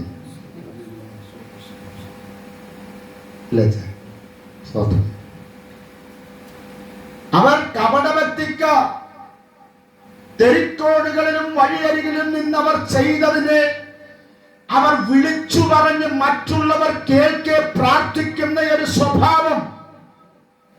പക്ഷെ അപ്പോസ്തലനായ പൗലോസ് കപടഭക്തിക്കാർക്ക് കൊടുത്തിരിക്കുന്ന ക്വാളിഫിക്കേഷൻ എന്താണെന്നറിയാമോ? ക്വാളിറ്റി എന്താണെന്നറിയാമോ? അവരാരാന്ന് പറഞ്ഞിരിക്കുന്നത്? അവർ ഭോഗപ്രിയരാണ്. ഇതേപ്പറ്റി നമ്മൾ സവിസ്തരം ഒന്ന് ചിന്തിച്ചു കഴിഞ്ഞാൽ അതൊരു വല്ലാത്ത ദുരന്തമാണ്. എന്താ കാരണം? വചനം അതിന്റെ അവസാനം പറഞ്ഞ് പൗലോസിലേക്ക് അവസാനിപ്പിച്ചിരിക്കുന്ന എന്നാ നിയമം? നിങ്ങൾ അങ്ങനെയുള്ളവരെ എന്ത് ചെയ്യണം? വിട്ടൊഴിയണം. നിങ്ങൾ അങ്ങനെയുള്ളവരെ വിട്ടൊഴിയും. ഞാൻ ആ പദം ഒന്ന് വിട്ടേക്കാം. കാരണം അത് ഇച്ചിരി ഏതെങ്കിലും ഒരു കൺവെൻഷൻ നിങ്ങൾ വിളിച്ചാൽ ഞാൻ ആ ഒരു വിഷയം മാത്രം എടുത്ത് എന്ത് ചെയ്യാം? പ്രസംഗിക്കാം. കാരണം പിന്നെ നമ്മൾ സ്വതോം ഗൊമോറയിൽ പോകണം. പിന്നെ നമ്മൾ ചിലപ്പം ലോത്തിന്റെ വീട് വരെയൊക്കെ ഒന്ന് ചിലപ്പം പോകേണ്ടി വരും. പണ്ടൊരു പുള്ളി പറഞ്ഞ് പോത്തുപോലെ വളർന്നാലും ലോത്തിന്റെ വീട്ടിലെ സ്വഭാവം മാറ്റിയെന്നാണ് പറഞ്ഞ്. അച്ഛാ വലിയ പ്രശ്നമാണ്. എന്താ കാരണം എന്നറിയാമോ? ഇവർക്ക് അതാ താല്പര്യം. അതിൻ്റെ അപ്പുറത്തേക്ക് വേറെ ചിന്ത ഇവരുടെ മനസ്സിൽ ഇല്ല. ഞാൻ കുഞ്ഞുങ്ങളുള്ളത് കൊണ്ടാണ് കൂടുതൽ അർത്ഥവ്യാപ്തിയിലേക്കോ പദപരിചയത്തിലേക്കോ പ്രവേശിക്കാത്തത്. അവരുടെ താല്പര്യം മൊത്തം ഇതാ, അവരുടെ ചിന്ത ഇതാ. പക്ഷെ പ്രാർത്ഥനയ്ക്ക് മുൻപന്തിയിലുണ്ട്, പ്രാർത്ഥിക്കാൻ ഏറ്റവും മുൻപന്തിയിലുണ്ട്. ഒരാരാധന പോലും മുടക്കത്തില്ല, ഒരു പ്രാർത്ഥന പോലും മുടക്കത്തില്ല, ഒരു സഭായോഗം പോലും അവർ മുടക്കത്തില്ല. എല്ലാ പ്രാർത്ഥനയ്ക്കും അവർ മുൻപിലുണ്ട്. പക്ഷേ അവരുടെ ക്വാളിറ്റി എന്ന് പറയുന്നത് അവർ ഭോഗപ്രിയരാ. കുറച്ചും കൂടി പറഞ്ഞാൽ സകലവിധ തോന്നിയവാസവും കാണിച്ചിട്ട് ഏറ്റവും മുൻപിൽ വന്നിരുന്ന് ഓ എന്തതിശയമേ ദൈവത്തിൻ സ്നേഹം എത്ര മനോഹരമേ, അത് ചിന്തയിലടങ്ങാൻ സിന്ധു സമാനമായി സന്തതം കാണുന്നു ഞാൻ. അത് ചിന്തയിലടങ്ങാൻ സിന്ധു സമാനമായി സന്തതം കാണുന്നു ഞാൻ. പാട്ടിന് വല്ല കുറവുണ്ടോ? അടുത്ത പാട്ട് പാടുക. ആരാധിപ്പാൻ നമുക്ക് കാരണമുണ്ട്. വന്ന വരവേതെന്നറിയാമോ? ഇതിൻ്റെ അകത്തിരിക്കുമ്പോഴും ഇവന്റെ തലമണ്ടയ്ക്കകത്തും ഇവരുടെ തലമണ്ടയ്ക്കകത്തും ഇരിക്കുന്ന ചിന്ത എന്താണെന്നറിയാമോ? എങ്ങനെയെങ്കിലും ഇതൊന്ന് കഴിഞ്ഞു കിട്ടിയാൽ അവന്റെ പുറകെ അവരെ വിളിച്ച് കഴിയുന്നത്രയും നിലവാരത്തിലുള്ള ആ ചിന്തകളും പ്രവർത്തികളുമെല്ലാം കൊണ്ടെത്തിക്കണം. ഇന്ന് രാത്രിയിൽ എന്നെ കേൾക്കുന്ന ദേശനിവാസികളോടും വാത്സല്യ ശ്രോതാക്കളോടും ഒന്ന് ഞാൻ പറയാം. തിരുവചനം പഠിപ്പിക്കുന്നത് കപടഭക്തിക്കാരെ കുറിച്ച് പറയുന്നത് അവർ ഭോഗപ്രിയരാണെന്നുള്ളത്. അങ്ങനെയുള്ളവരെ വിട്ടൊഴിയാൻ ദൈവവചനം നമ്മളെ ബുദ്ധി ഉപദേശിക്കുമ്പോൾ എന്നെ കേൾക്കുന്ന സഹോദരങ്ങളെ, ഇന്ന് രാത്രിയിൽ ഒരു തിരിച്ചറിവ് നമ്മുടെ ജീവിതത്തിൽ ഉണ്ടാകണം. വചനത്തിന്റെ അകത്തളത്തില് അവൻ ഭോഗപ്രിയരായി ജീവിക്കുന്ന ജീവിതങ്ങൾക്ക് സ്വർഗരാജ്യത്തിൽ പോകുവാനോ തമ്പുരാന്റെ അരികിലേക്ക് അടുത്തു ചെല്ലുവാനോ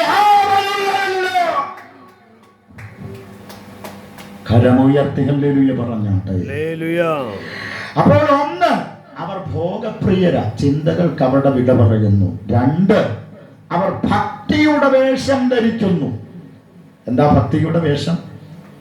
നമ്മൾ ഈ പറഞ്ഞ ചിന്തയിലൂടെ വേണമെന്ന് പോകാം അല്ലേ ചമ്മക്ക്? എന്താ വേഷം? എന്താണ്?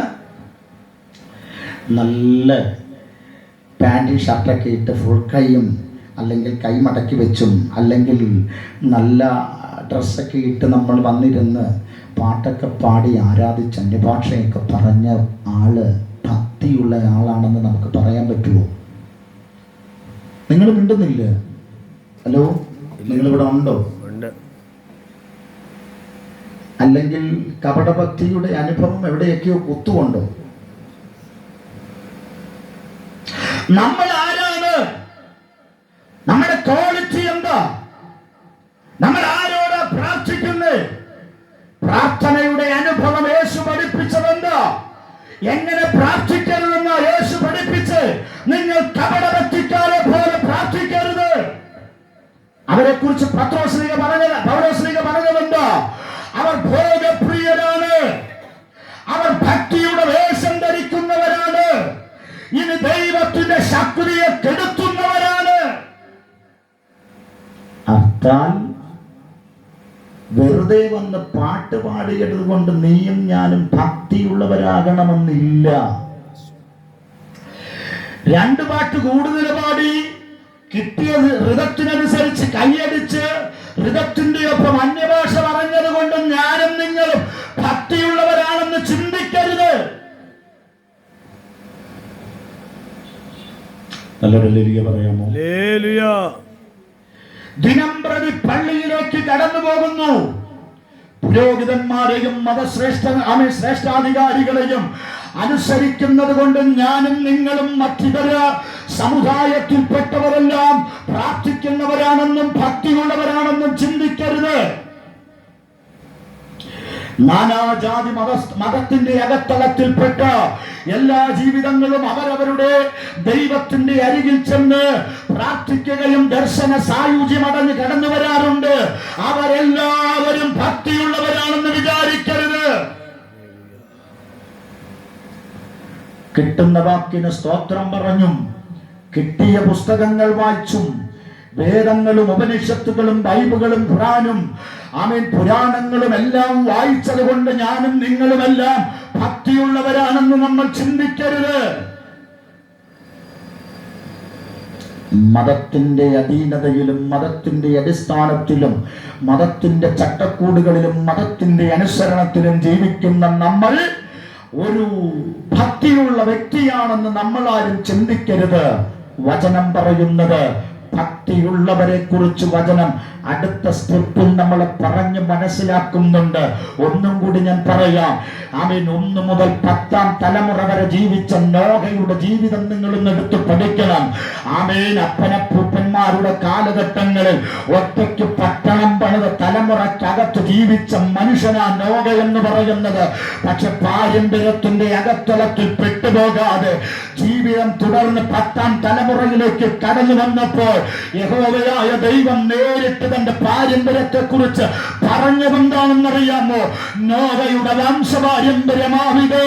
അവൻ നീതിമാനും അവൻ നിഷ്കളങ്കനും ദൈവത്തോട് കൂടെ നടക്കുന്നവനുമാണ്. ഇന്ന് രാത്രിയിൽ എന്നെ കേൾക്കുന്ന ശ്രോതാവേ, നിങ്ങളുടെ അധരം തുറന്ന് ദൈവത്തോടൊന്ന് പ്രാർത്ഥിക്ക്.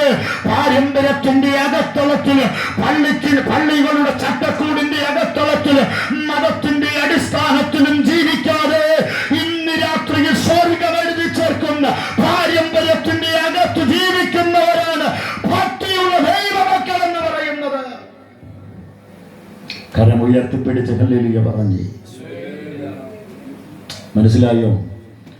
ഒറ്റയ്ക്ക് പട്ടണം പണിതവർ നോഹയുടെ പാരമ്പര്യത്തിലുണ്ടച്ച. ഒറ്റയ്ക്ക് ഒരു സമുദായം മുഴുവൻ കോർത്തിണക്കി മുൻപോട്ട് കടന്നു കൊണ്ടുവന്ന ഒരു തലമുറകൾ അവന്റെ പിന്നാമ്പുറങ്ങളിലുണ്ട്. അതൊന്നും അവനെ പിടിക്കാതെ കേൾക്കപ്പെട്ട ന്യായപ്രവചനത്തിന്റെ അകത്തളത്തിൽ മാത്രം അവന്റെ ശ്രദ്ധ കേന്ദ്രീകരിച്ച് ദൈവം നൽകിയ ദർശനത്തിനൊത്തവൻ ജീവിച്ചപ്പോൾ അവന്റെ 10-ാം തലമുറയിൽ സ്വർഗം അവന് വേണ്ടി പാരമ്പര്യം എഴുതി വെച്ചു. ഇവൻ നീതിമാനാണ്, ഇവൻ നിഷ്കളങ്കനാണ്, ഇവൻ ദൈവത്തോട് കൂടെ നടത്തുന്നവനാണ്. ഇന്ന് രാത്രിയിൽ എന്നെ കേൾക്കുന്ന ശ്രോതാവേ, ഒന്ന് ഞാൻ നിങ്ങളോട് പറയാം. സ്വർഗത്തിന്റെ അകത്തളത്തിൽ നിന്നെടുക്കുന്ന ഒരു പാരമ്പര്യം കപടഭക്തിക്കാരെ കുറിച്ചല്ല എഴുതി വെച്ചിരിക്കുന്നത്. പ്രാർത്ഥിക്കുന്ന, ആരാധിക്കുന്ന, വിശ്വാസത്തോടെ മുൻപോട്ട് അവന്റെ പാതകൾ സുസ്ഥിരമാക്കുന്ന ഒരുവനെ പറ്റി സ്വർഗം എഴുതി വെക്കുന്ന ഭക്തിയുടെ പാരമ്പര്യത്തിന്റെ അകത്തളത്തിലേക്ക് പ്രവേശിക്കാൻ നോക്കൂ. അപ്പോസ്തലനായ പൗലോസ് രേഖപ്പെടുത്തി, അവർ ഭോഗപ്രിയര. ആര്? കപടഭക്തിക്കാർ. യേശു പറഞ്ഞ പദം അതുപോലെ കടമെടുത്ത് ആമേൻ തൻ്റെ ശിഷ്യവൃന്ദങ്ങളോടും സഭകളോടും ആമേൻ തൻ്റെ ഏറ്റവും അടുത്ത നിജപുത്രനായിരിക്കുന്ന തിമത്തിയോസിനോടും പറഞ്ഞത് എന്താണെന്നറിയാമോ? ദേ അവർ കപടഭക്തിക്കാരാ. അവരുടെ മുഖം എന്താണെന്നറിയാമോ? ഭക്തിയുടെ വേഷം ധരിച്ചിരിക്കുന്നതാ. അവരുടെ മുഖത്തിന്റെ പ്രസന്നത നിങ്ങൾ കണ്ടോ? അവർ ഭക്തി അനുഭവിച്ചും അഭിനയിച്ചും കൊണ്ടിരിക്കുകയാ.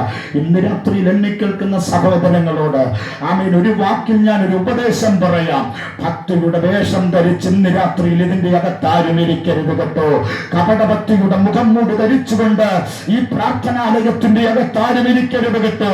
ഞങ്ങളുടെ ശബ്ദസീമക്കുള്ളിൽ ഞങ്ങളെ ശ്രമിക്കുന്ന നല്ലവരായ ദേശനിവാസികളോട് പറയാം, ഞങ്ങളുടെ വാത്സല്യ സഹോദരങ്ങളെ, ഇന്ന് രാത്രിയിൽ ഒന്നറിയണം, കപടഭക്തിയുടെ മുഖം മൂടി ധരിച്ചുകൊണ്ട് ഭക്തിയുള്ളവരാണെന്ന് പറഞ്ഞ് ആരും ഇരിക്കരുത്. കരമുയർത്തി ഹല്ലേലൂയ പറഞ്ഞു. നോക്ക്, അവർക്ക് പൗലോസ്ലീഹ കൊടുത്ത രണ്ടാമത്തെ ക്വാളിറ്റി എന്താണ്? അവർ ഭക്തിയുടെ വേഷം ധരിച്ചിരിക്കുകയാണ്. അത് വലിയ അർത്ഥവ്യാപ്തിയുള്ള ചിന്തയാണ്. ഭക്തിയുടെ വേഷം എന്നൊക്കെ പറഞ്ഞ നിങ്ങൾ നോക്കിക്കേ, ഒരു വെള്ള ഷർട്ടും കറുത്ത പാന്റും ഇട്ടത് കൊണ്ട് ഒരു ഭക്തനാകുകയല്ല. അങ്ങനെയാണോ ചിന്തിച്ചിരിക്കുന്നത്?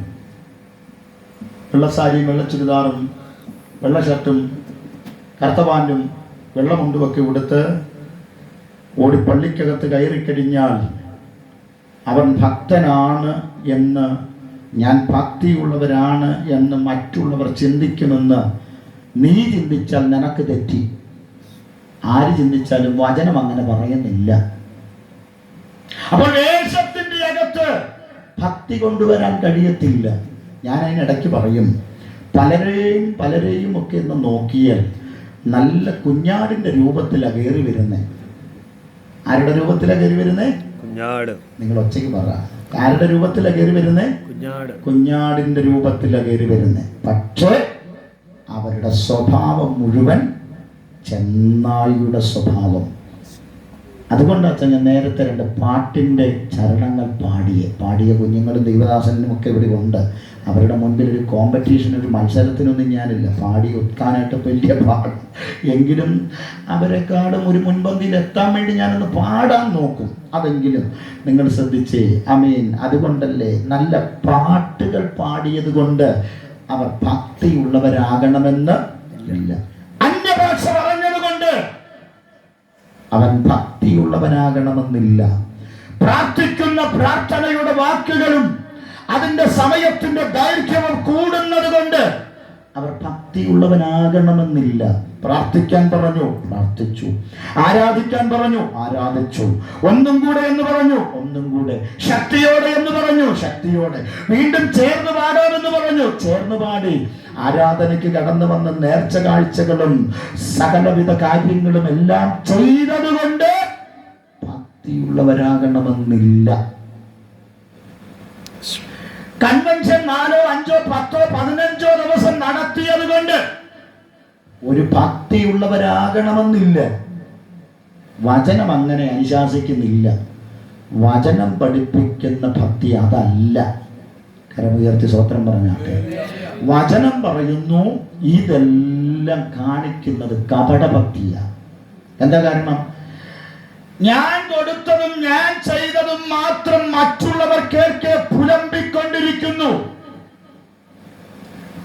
ഞാൻ കൊടുത്തത് മാത്രം. ചിലരൊക്കെ സാക്ഷ്യം പറയുന്ന കേട്ടിട്ടില്ല. അയ്യോ എന്റെ പൊന്നച്ച. ചിലരൊക്കെ പ്രസംഗിക്കുന്ന കേട്ടിട്ടില്ലേ? സഹിക്കാൻ പറ്റിയില്ല. ഞാൻ എന്ന പദം കണ്ടുപിടിച്ചത് തന്നെ അവരാ. ഉപകാരം കണ്ടുപിടിച്ചത് തന്നെ അവരാ. നിങ്ങൾ ശ്രദ്ധിച്ചിട്ടുണ്ടോ? ഈ പല ആളുകളുമൊക്കെ ഈ കഴിഞ്ഞ ദിവസം ഞാനൊരു രസകരമായൊരു കാഴ്ച കണ്ടു.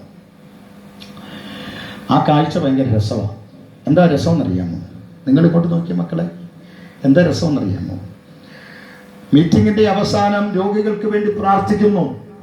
പ്രാർത്ഥന തുടങ്ങി.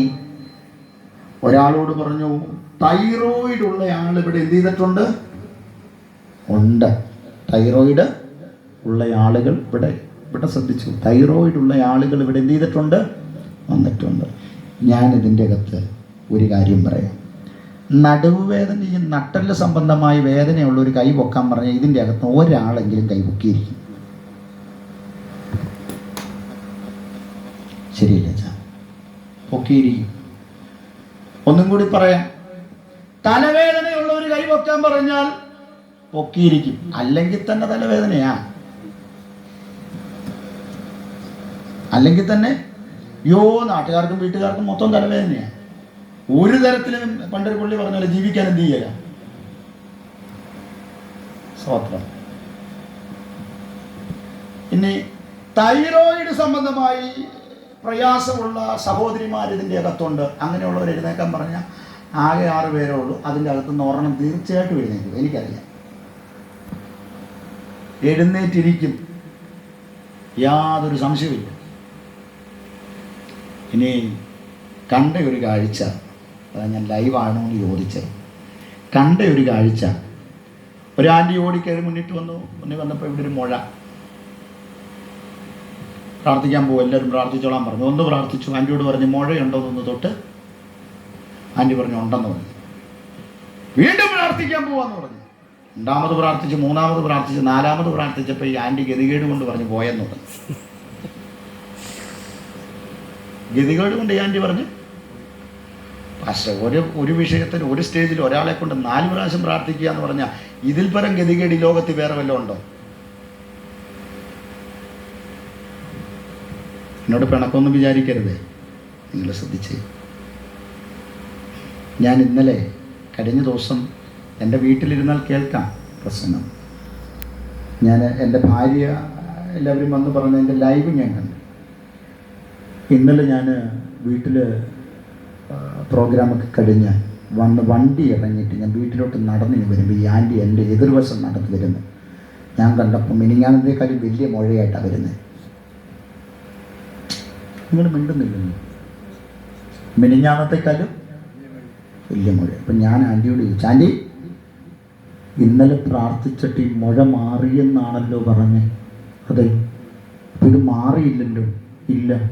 അപ്പം പിന്നെ മാറിയെന്ന് പറഞ്ഞു. ഇനി ഞാനത് മാറിയില്ലെന്ന് പറഞ്ഞ പാസ്റ്റർക്ക് എന്തെങ്കിലും തോന്നിയാലോ? 4 പ്രാവശ്യം ഭക്തിയുടെ വേഷം ധരിക്കരുത്. ഭക്തിയുടെ വേഷം ധരിച്ചതിന്റെ ശക്തിയെ കെടുത്തിക്കൊണ്ടിരിക്കുന്നു. വല്ലാത്ത അരാജകത്വത്തിന്റെയും വല്ലാത്ത അപകീർത്തിയുടെയും അനുഭവം ഇതിന്റെ അകത്ത് വ്യാപരിച്ചു കൊണ്ടിരിക്കുന്നു. എന്നെ കേൾക്കുന്ന സഹോദരങ്ങളോട് ഞാൻ ഇന്ന് രാത്രിയിൽ ഒരു സന്ദേശം പറയാം. എന്നെ കേൾക്കുന്ന ഈ അഭിഷിക്തന്മാരോട് ഇന്ന് രാത്രിയിൽ ഒരു സന്ദേശം ഞാൻ പറയാം. കേവലം ഭക്തിയുടെ വേഷം ധരിച്ച് ഈ ആലയത്തിന്റെ അകത്ത് നമ്മൾ ഇരിക്കരുത്. ദൈവത്തെ ആരാധിക്കുന്നുണ്ടെങ്കിൽ സർവശക്തനായ ദൈവത്തിന് സകല മാനവും മഹത്വവും കൊടുത്തുകൊണ്ട് വേണം അവനെ ആരാധിക്കുവാൻ. എത്ര പേർക്ക് ഇന്ന് രാത്രിയിൽ കരം ഉയർത്തിപ്പിടിച്ച് ആമേനെന്ന് പറയാൻ കഴിയുന്നുണ്ട്? കേവലം ഭക്തി ധരിക്കുവാൻ, ഭക്തിയുടെ വേഷം ധരിക്കുവാൻ, ആളുകളുടെ കണ്ണിൽ പൊടിയിട്ട് ദൈവത്തെ ആരാധിക്കുവാൻ ഇന്ന് രാത്രിയിൽ നീ ഇറങ്ങിത്തിരിക്കരുത്. അവൻ ആരാണെന്നറിഞ്ഞ് അവന് മഹത്വം കൊടുത്തും അവൻ ആരാണെന്നറിഞ്ഞ് സർവശക്തനായ ദൈവത്തെ ആരാധിക്കുവാനും ഇന്ന് രാത്രിയിൽ നീ സമയത്ത് വേർതിരിക്കേ.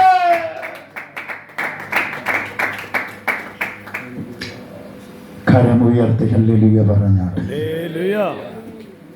മൂന്നാമത് പറഞ്ഞ അതിന്റെ ശക്തിയെ കെടുത്തുന്നു. അപ്പോൾ എൻ്റെ ചോദ്യം ഇതാ. ഇനി 2-3 ഭാഗം മത്തായിയുടെ സുവിശേഷത്തിൽ കിടക്കുക, എന്നിട്ട് വേണം യേശു പഠിപ്പിച്ച പ്രാർത്ഥനയിലോട്ട് കയറാൻ. ഇന്നലെ താമസിച്ച് നിർത്തിയത് കൊണ്ട് ഇന്ന് ആൾ വന്നിട്ടില്ല. ഇന്നെങ്ങാനും ഞാൻ താമസിച്ച് നിർത്തിയ നാളെ തൊട്ട് ആൾ കാണത്തുമില്ല. സ്വത്രം. ഇന്നലെയും മിനിങ്ങാനും താമസിച്ച് നിർത്തിയതുകൊണ്ട് ഇന്ന് ആൾ കുറവാണ്. ഇനി ഇന്നെങ്ങാനും ഞാൻ താമസിച്ച് നിർത്തിയ നാളെ ഒരാൾ അവസാനം ബിനിപ്പാസ് മാത്രം വന്നിരുന്ന് എന്ത് ചെയ്യേണ്ടി വരും? അങ്ങനെ ഒരു ഗതികേട് വരുത്താതെ ആ സന്ദേശത്തിലേക്ക് കൊണ്ട് അങ്ങ് അവസാനിപ്പിക്കാം. നിങ്ങൾ ശ്രദ്ധിച്ച്, യേശു പറഞ്ഞു, പൗലോസ്ലീഹ പറഞ്ഞു, അതിന്റെ ശക്തിയെ കെടുത്തുന്നു. അവർ ഭക്തിയുടെ വേഷം ധരിക്കുന്നു, അവർ ഭോഗപ്രിയരായി നടക്കുന്നു. നമ്മൾ രാവിലെ ചിന്തിച്ചതല്ലേ റോമാലേഖനം 12-ാം അധ്യായം നമ്മൾ സവിസ്തരം ചിന്തിച്ചപ്പോൾ ഒരു ചിന്ത നമ്മൾ കൊണ്ടുവന്നു. എന്താണ്? ആത്മാവിൻ്റെ വിശുദ്ധിയുമുണ്ട്, ശാരീരിക വിശുദ്ധിയുമുണ്ട്. പ്രാധാന്യത നിറഞ്ഞതായതുകൊണ്ട്, കുഞ്ഞുങ്ങൾ മാത്രമുള്ളത് കൊണ്ട് അതവിടെ അങ്ങ് വിടുകയാണ്. അത് കാരണം അത് ഫാമിലി ആൻഡ് മൊറാലിറ്റി ഒക്കെ എന്ന് പറയുന്നൊരു സബ്ജക്റ്റ് ഉണ്ട്. അതിലൂടെയൊക്കെ പഠിപ്പിച്ചാൽ കുടുംബ വിഷയവും കുഞ്ഞുങ്ങൾ അവരുടെ വിഷയങ്ങളൊക്കെ എടുത്ത് ഒരു ക്ലാസ് എടുക്കേണ്ടി വരും. അതുകൊണ്ട് ആ ഭാഗം അങ്ങ് വിടാം. പ്രഭാഷണമാണല്ലോ നമ്മുടെ മുൻതൂക്കം. അതുകൊണ്ട് ആ സന്ദേശത്തിലേക്ക് ഓടി വരാം. നമുക്ക് ഈ 3 കാര്യം പൗലോസ്ലീഹ യേശുവിൻ്റെ വാക്ക് കടമെടുത്ത് പഠിപ്പിച്ചിട്ട് പൗലോസ്ലീഹ പറഞ്ഞ പദം എന്നാണെന്നറിയാമോ? എന്നെ വല്ലാണ്ട് സന്തോഷിപ്പിച്ചതാണ്. ഇങ്ങനെയുള്ളവരെ നിങ്ങൾ എന്ത് ചെയ്യണം? വിട്ടൊഴിയണം. നിങ്ങളൊന്ന് ചേർന്ന് പറഞ്ഞ്, ഇങ്ങനെയുള്ളവരെ വിട്ടൊഴിയണം എന്ന് പറഞ്ഞാൽ അവരുടെ തോളത്ത് എന്ത് ചെയ്യരുത്? കൈയിടരുത്, അവരുമായി കൂട്ടുകൂടരുത്. ഇനി ലേഖനങ്ങളിലേക്ക് വന്നാൽ കുറച്ചും കൂടി അർത്ഥവ്യാപ്തിയായി പറഞ്ഞിരിക്കുന്നത്, യേശു പുത്രനില്ലെന്ന് പറഞ്ഞാലോ പിതാവില്ലെന്ന് പറഞ്ഞവനെയോ വീട്ടിൽ എന്ത് ചെയ്യരുത്? അവനെ മാത്രമേ വിളിച്ച് വീട്ടിൽ കയറ്റുള്ളൂ. നമ്മുടെ കയ്യിൽ അങ്ങനെയുള്ളവരുമായിട്ട് സഹവാസം കൂടാൻ എന്ത് താല്പര്യമെന്നറിയാമോ? സ്വത്രം. നമ്മുടെ കൂട്ടുകെട്ടും നമ്മുടെ കൂട്ടുകാരും മൊത്തം യേശു ഇല്ലാത്തവരുമായിട്ടാണ്. ഈ കഴിഞ്ഞ ദിവസം നിങ്ങൾ ഈ വയലിൽ കൊക്ക് നിൽക്കുന്ന കണ്ടിട്ടുണ്ടോ? ചില സമയത്ത് കൊക്ക് ഒറ്റക്കാരിൽ എന്ത് ചെയ്യും? ഒരു നിപ്പുണ്ട് ഇങ്ങനെ എന്ന് പറഞ്ഞ പോലെ നമ്മുടെ ചില തലമുറകളെ, എനിക്കവനെ മതി, എനിക്കവനില്ലാതെ പറ്റത്തില്ല, ഇല്ലെങ്കിൽ ഞാൻ ചത്തുകളയും. ഇതിലും ഭേദം അതാണ്. ഇതിലും ഭേദം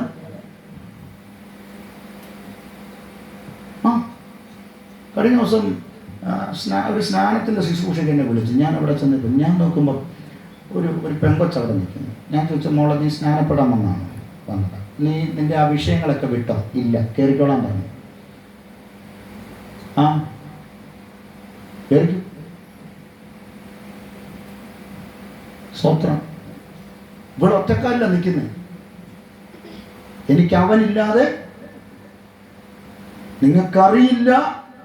എനിക്ക് അവൻ്റെ കൂടെ പോകാൻ എന്നെ അനുവദിച്ചില്ലെങ്കിൽ ഈ ഉത്തരത്തിൽ ഞാൻ എന്ത് ചെയ്യും?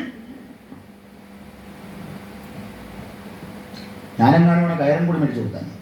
എന്തിനേ ഓടി നടന്ന് കഷ്ടപ്പെടാൻ നിൽക്കുന്നു?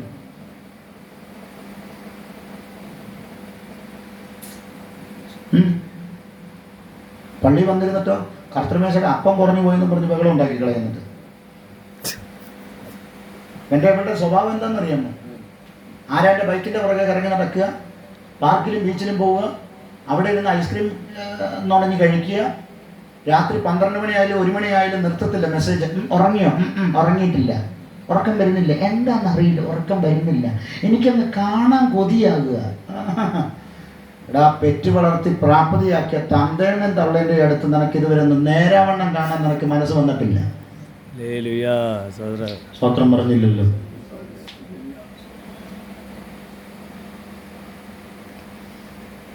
എവിടെ പോയി വിശ്വാസം? എവിടെ പോയി വിശുദ്ധി? നിനക്കിത് ഈ വിശുദ്ധി നിനക്ക് പറ്റിയതല്ലേ? നീ പെന്തക്കോസുകാരനും പെന്തക്കോസുകാരി ആയതുകൊണ്ട് നിനക്ക് ഈ വിശുദ്ധി വേണ്ടെന്നാണോ?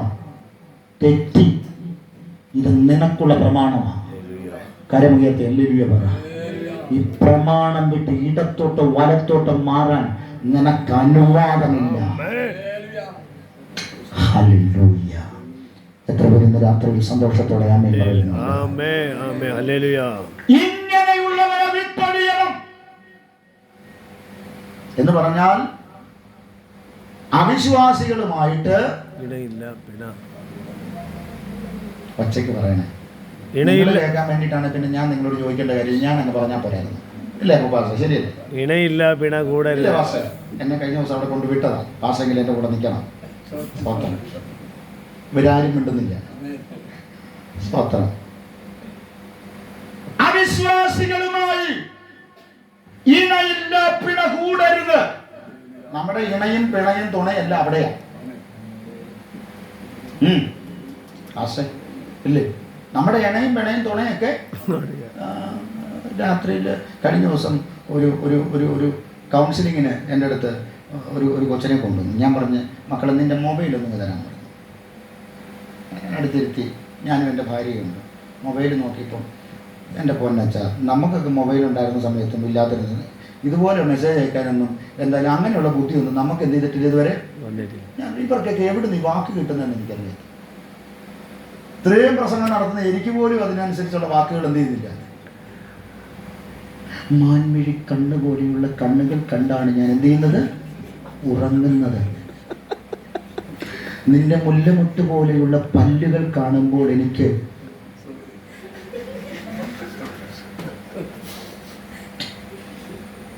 സ്തോത്രം.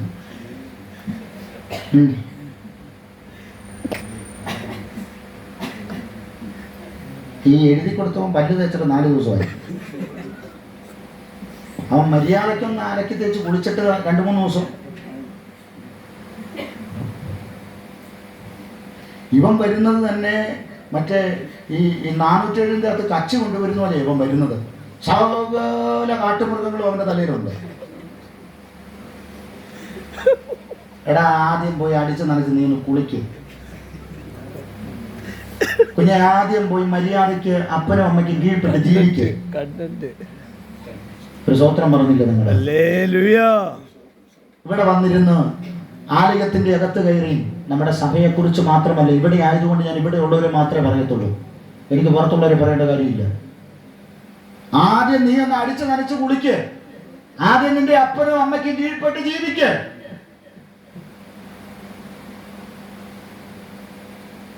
ഈ ആദാം നിങ്ങൾ ശ്രദ്ധിച്ചോ, മാതാപിതാക്കളും കൂടി ഉള്ളതുകൊണ്ട് കുഞ്ഞുങ്ങളൊക്കെ അവരെ മാത്രം വഴക്ക് പറഞ്ഞു. ഈ ആദാം ഔവ മുന്നിൽ നിൽക്കുന്നത് കണ്ടപ്പോൾ, ആദ്യമായിട്ട് ഔവനെ കണ്ടപ്പോൾ, ഹായ് ഹൗവ, എന്തുകൊണ്ട് വിശേഷം, സുഖമായിരിക്കുന്നു, എപ്പം വന്നു, എവിടുന്ന് വന്നു, ആരാണ് നീ, പേരെന്താ എന്നും ചോദിച്ചൊന്നുമില്ല. വാട്സപ്പ് നമ്പർ ഉണ്ടോ, ഇൻസ്റ്റാഗ്രാം ഉണ്ടോ, എൻ്റെ ID പാസ്വേഡൊക്കെ ഒന്ന് പറഞ്ഞു തരണേ, FB ഉണ്ടോ, ഇപ്പൊ ചോദിക്കുന്ന മൊത്തം അതല്ലേ. ഹായ്ഡ്, എവിടെ വീട്, പാസ്വേഡ് ഉണ്ടോ, FB ഉണ്ടോ, ഇല്ലേ, ഉണ്ടച്ചാ ഇല്ലേ, ഇൻസ്റ്റാഗ്രാം ഉണ്ടോ, ട്വിറ്റർ ഉണ്ടോ, ഓക്കേടാ നമുക്ക് പിന്നെന്ത് ചെയ്യാം.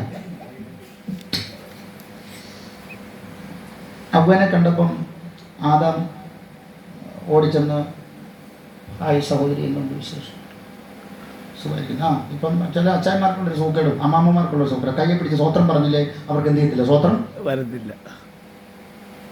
ചില അച്ചായന്മാർക്ക് അമ്മാമ്മമാരെ കയ്യെ പിടിച്ച് സ്വോത്രം പറഞ്ഞില്ല അവർക്ക് എന്ത് ചെയ്യത്തില്ല, സ്വോത്രം വരത്തില്ല. ചില അമ്മാമ്മമാർക്കും അങ്ങനെ ഒരു വിഷമമുണ്ട്. എന്താണെന്നറിയാമോ, ചില അച്ചായന്മാർ കയ്യെ പിടിച്ചൊന്ന് കുലുക്കി ഒരു സ്വോത്രം പറഞ്ഞാലേ അവർക്ക് നല്ലൊരു സ്വോത്രം എന്ത് ചെയ്യത്തുള്ളൂ. നിന്റെ ഗതികേട്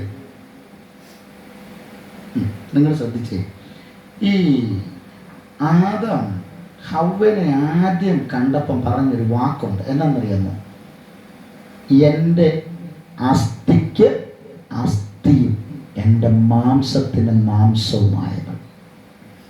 എൻ്റെ ചോദ്യം, ആദാമിനൊരു ഗാഢനിദ്ര വരുത്തിയാണ് ദൈവം അതിൻ്റെ വാരിയെല്ലിൽ നിന്നൊരു എല്ലെടുത്തിട്ട് ഒരു മനുഷ്യ സ്ത്രീയെ എന്ത് ചെയ്തത്, ഒഴിവാക്കിയത്. ഞാൻ ചോദിക്കട്ടെ, ഇതെടുത്ത് ഒരു മനുഷ്യ സ്ത്രീയെ ഉണ്ടാക്കിയപ്പോൾ ആദാം നല്ല ഉറക്കത്തിലാണ്. ഇതൊന്നും ആരും എന്ത് ചെയ്തിട്ടില്ല, ആദാം എന്ത് ചെയ്തിട്ടില്ല, അറിഞ്ഞിട്ടില്ല.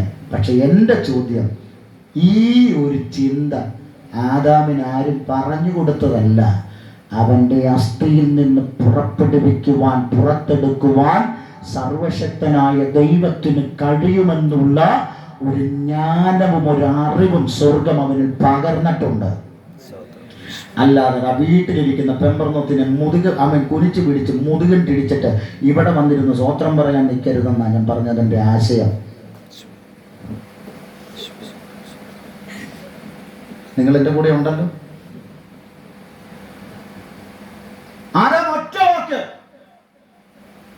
ദൈവം ഇന്നലെ എന്നോട് പറഞ്ഞു, ഞാൻ എൻ്റെ ഒരു അസ്ഥി എടുക്കുന്നുണ്ട്. പറഞ്ഞോ സാർ, പക്ഷേ മുന്നിൽ നിൽക്കുന്ന കണ്ടപ്പോഴേ ആദാമിന് ഒരു ജ്ഞാനം ഉണ്ട്, ഒരറിവുണ്ട്. പാപത്തിന്റെ മുൻപ് എന്താ അറിവ്? ഇതെന്റെ അസ്ഥിയിൽ നിന്നുള്ള അസ്ഥിയാ. അങ്ങനെയുള്ള അസ്ഥിനെ എന്നിട്ട് ചവിട്ടി കൂട്ടുന്നത്. അങ്ങനെ ഭാര്യയിൽ നിന്ന് വന്ന ആ സ്ഥാനത്തിന്റെ ചില മെമ്പർമാർ ഇടി കൊടുക്കുന്നത്. പക്ഷെ അങ്ങനെയൊക്കെ ഉണ്ടോ? ഉണ്ടോന്ന് ചോദിച്ച പ്രസംഗം ഞാൻ നീട്ടും. അങ്ങനെയുള്ളവരെ വിട്ടൊഴിയണം. കപടഭക്തിയുടെ മുഖം മൂടി ധരിച്ച് അവരാലയത്തിന്റെ അകത്തു വരുന്നു. പ്രാർത്ഥനയുടെ പദങ്ങൾ ഉപയോഗിച്ച് അതിന്റെ അർത്ഥവ്യാപ്തികൾ കൊണ്ട് ആലയത്തിന്റെ അകത്തുള്ള ആളുകളുടെ കണ്ണിൽ പൊടിയിടുന്നു. ഞങ്ങൾ ഭക്തരാണെന്ന്, ഭക്തിയുള്ള മനുഷ്യരാണെന്ന് മറ്റുള്ളവരെ അവർ കാണിക്കുന്നു. അതുകൊണ്ടല്ലേ യേശു പറഞ്ഞത്, കപടഭക്തിക്കാരായവർ അവർ തെരുക്കോണുകളിലും വീതികളിലും വീജികളിലും വഴിയോരങ്ങളിലും സഞ്ചാരപഥങ്ങളിലും വഴിത്താരകളിലെല്ലാം നിന്ന് അവർ തങ്ങൾ ചെയ്തതിനെ പുകഴ്ത്തി പറഞ്ഞുകൊണ്ട് അവർ എന്ത് ചെയ്യുന്നു? പ്രാർത്ഥിക്കുന്നു. നിങ്ങൾ അങ്ങനെയുള്ളവരെ പോലെയാകരുത്. കരമുയർത്തി നല്ലൊരു ഹല്ലേലൂയ പറയാം. അതുകൊണ്ട് ആ 3 ഭാഗം അവിടെ ഒന്ന് വിട്ട് യേശു പഠിപ്പിച്ച പ്രാർത്ഥനയിലേക്ക് വരാം. ഒന്നാമത് പറഞ്ഞ് കപടഭക്തിക്കാരെ പോലെ നിങ്ങൾ പ്രാർത്ഥിക്കരുത്. 2, നിങ്ങൾ പ്രാർത്ഥിക്കുമ്പോൾ രഹസ്യത്തിലുള്ള തന്റെ പിതാവിനോട് മുറിയിൽ കയറി വാതിൽ അടച്ചു പ്രാർത്ഥിക്കണം. 3 പറഞ്ഞു, ജാതികളെ പോലെ നിങ്ങൾ ജൽപ്പനം ചെയ്യരുത്. ഈ 3 കാര്യം ചെയ്യരുതെന്ന് പറഞ്ഞതിന് ശേഷമാണ് യേശു പറഞ്ഞു ഇങ്ങനെ ചെയ്യാൻ. കരമുയർത്തി ഹല്ലേലൂയ പറഞ്ഞ് നിങ്ങൾ ഇങ്ങനെ പ്രാർത്ഥിക്കരുത് എന്ന് പഠിപ്പിച്ച യേശു പറഞ്ഞു നിങ്ങൾ ഇവണ്ണം പ്രാർത്ഥിപ്പിൻ. ആ പ്രാർത്ഥനയെ 3 ഘടകങ്ങളായിട്ടാണ് യേശു തൻ്റെ ശിഷ്യന്മാർക്ക് പറഞ്ഞു കൊടുത്തത്. ആ 3 ഘടകങ്ങൾ പറഞ്ഞ് നമുക്ക് പ്രാർത്ഥിക്കാം. ഒന്നാമത്തെ ചിന്ത, അത് 7 ഭാഗമായിട്ട് തിരിക്കുമ്പോൾ ആദ്യത്തെ 3 ഭാഗങ്ങൾ ദൈവത്തിന് കൊടുക്കുന്ന മഹത്വമാണ്. കരമുയർത്തി സ്തോത്രം പറഞ്ഞാട്ടെ. ഒന്നാമത്തെ ഭാഗം എന്ന് പറയുന്നത് അത് 3 ഭാഗങ്ങളായി തിരിച്ചപ്പോൾ ആ 3 ഭാഗം ദൈവത്തിന് കൊടുക്കുന്ന മഹത്വമാണ്. നിങ്ങൾ ശ്രദ്ധിച്ചോ? യേശുവിന്റെ പ്രാർത്ഥന നിങ്ങളൊന്ന് ശ്രദ്ധിക്കണം. അപ്പമെടുത്ത് അവൻ സ്വർഗത്തിലേക്ക് നോക്കി വാഴ്ത്തി നുറുക്കി.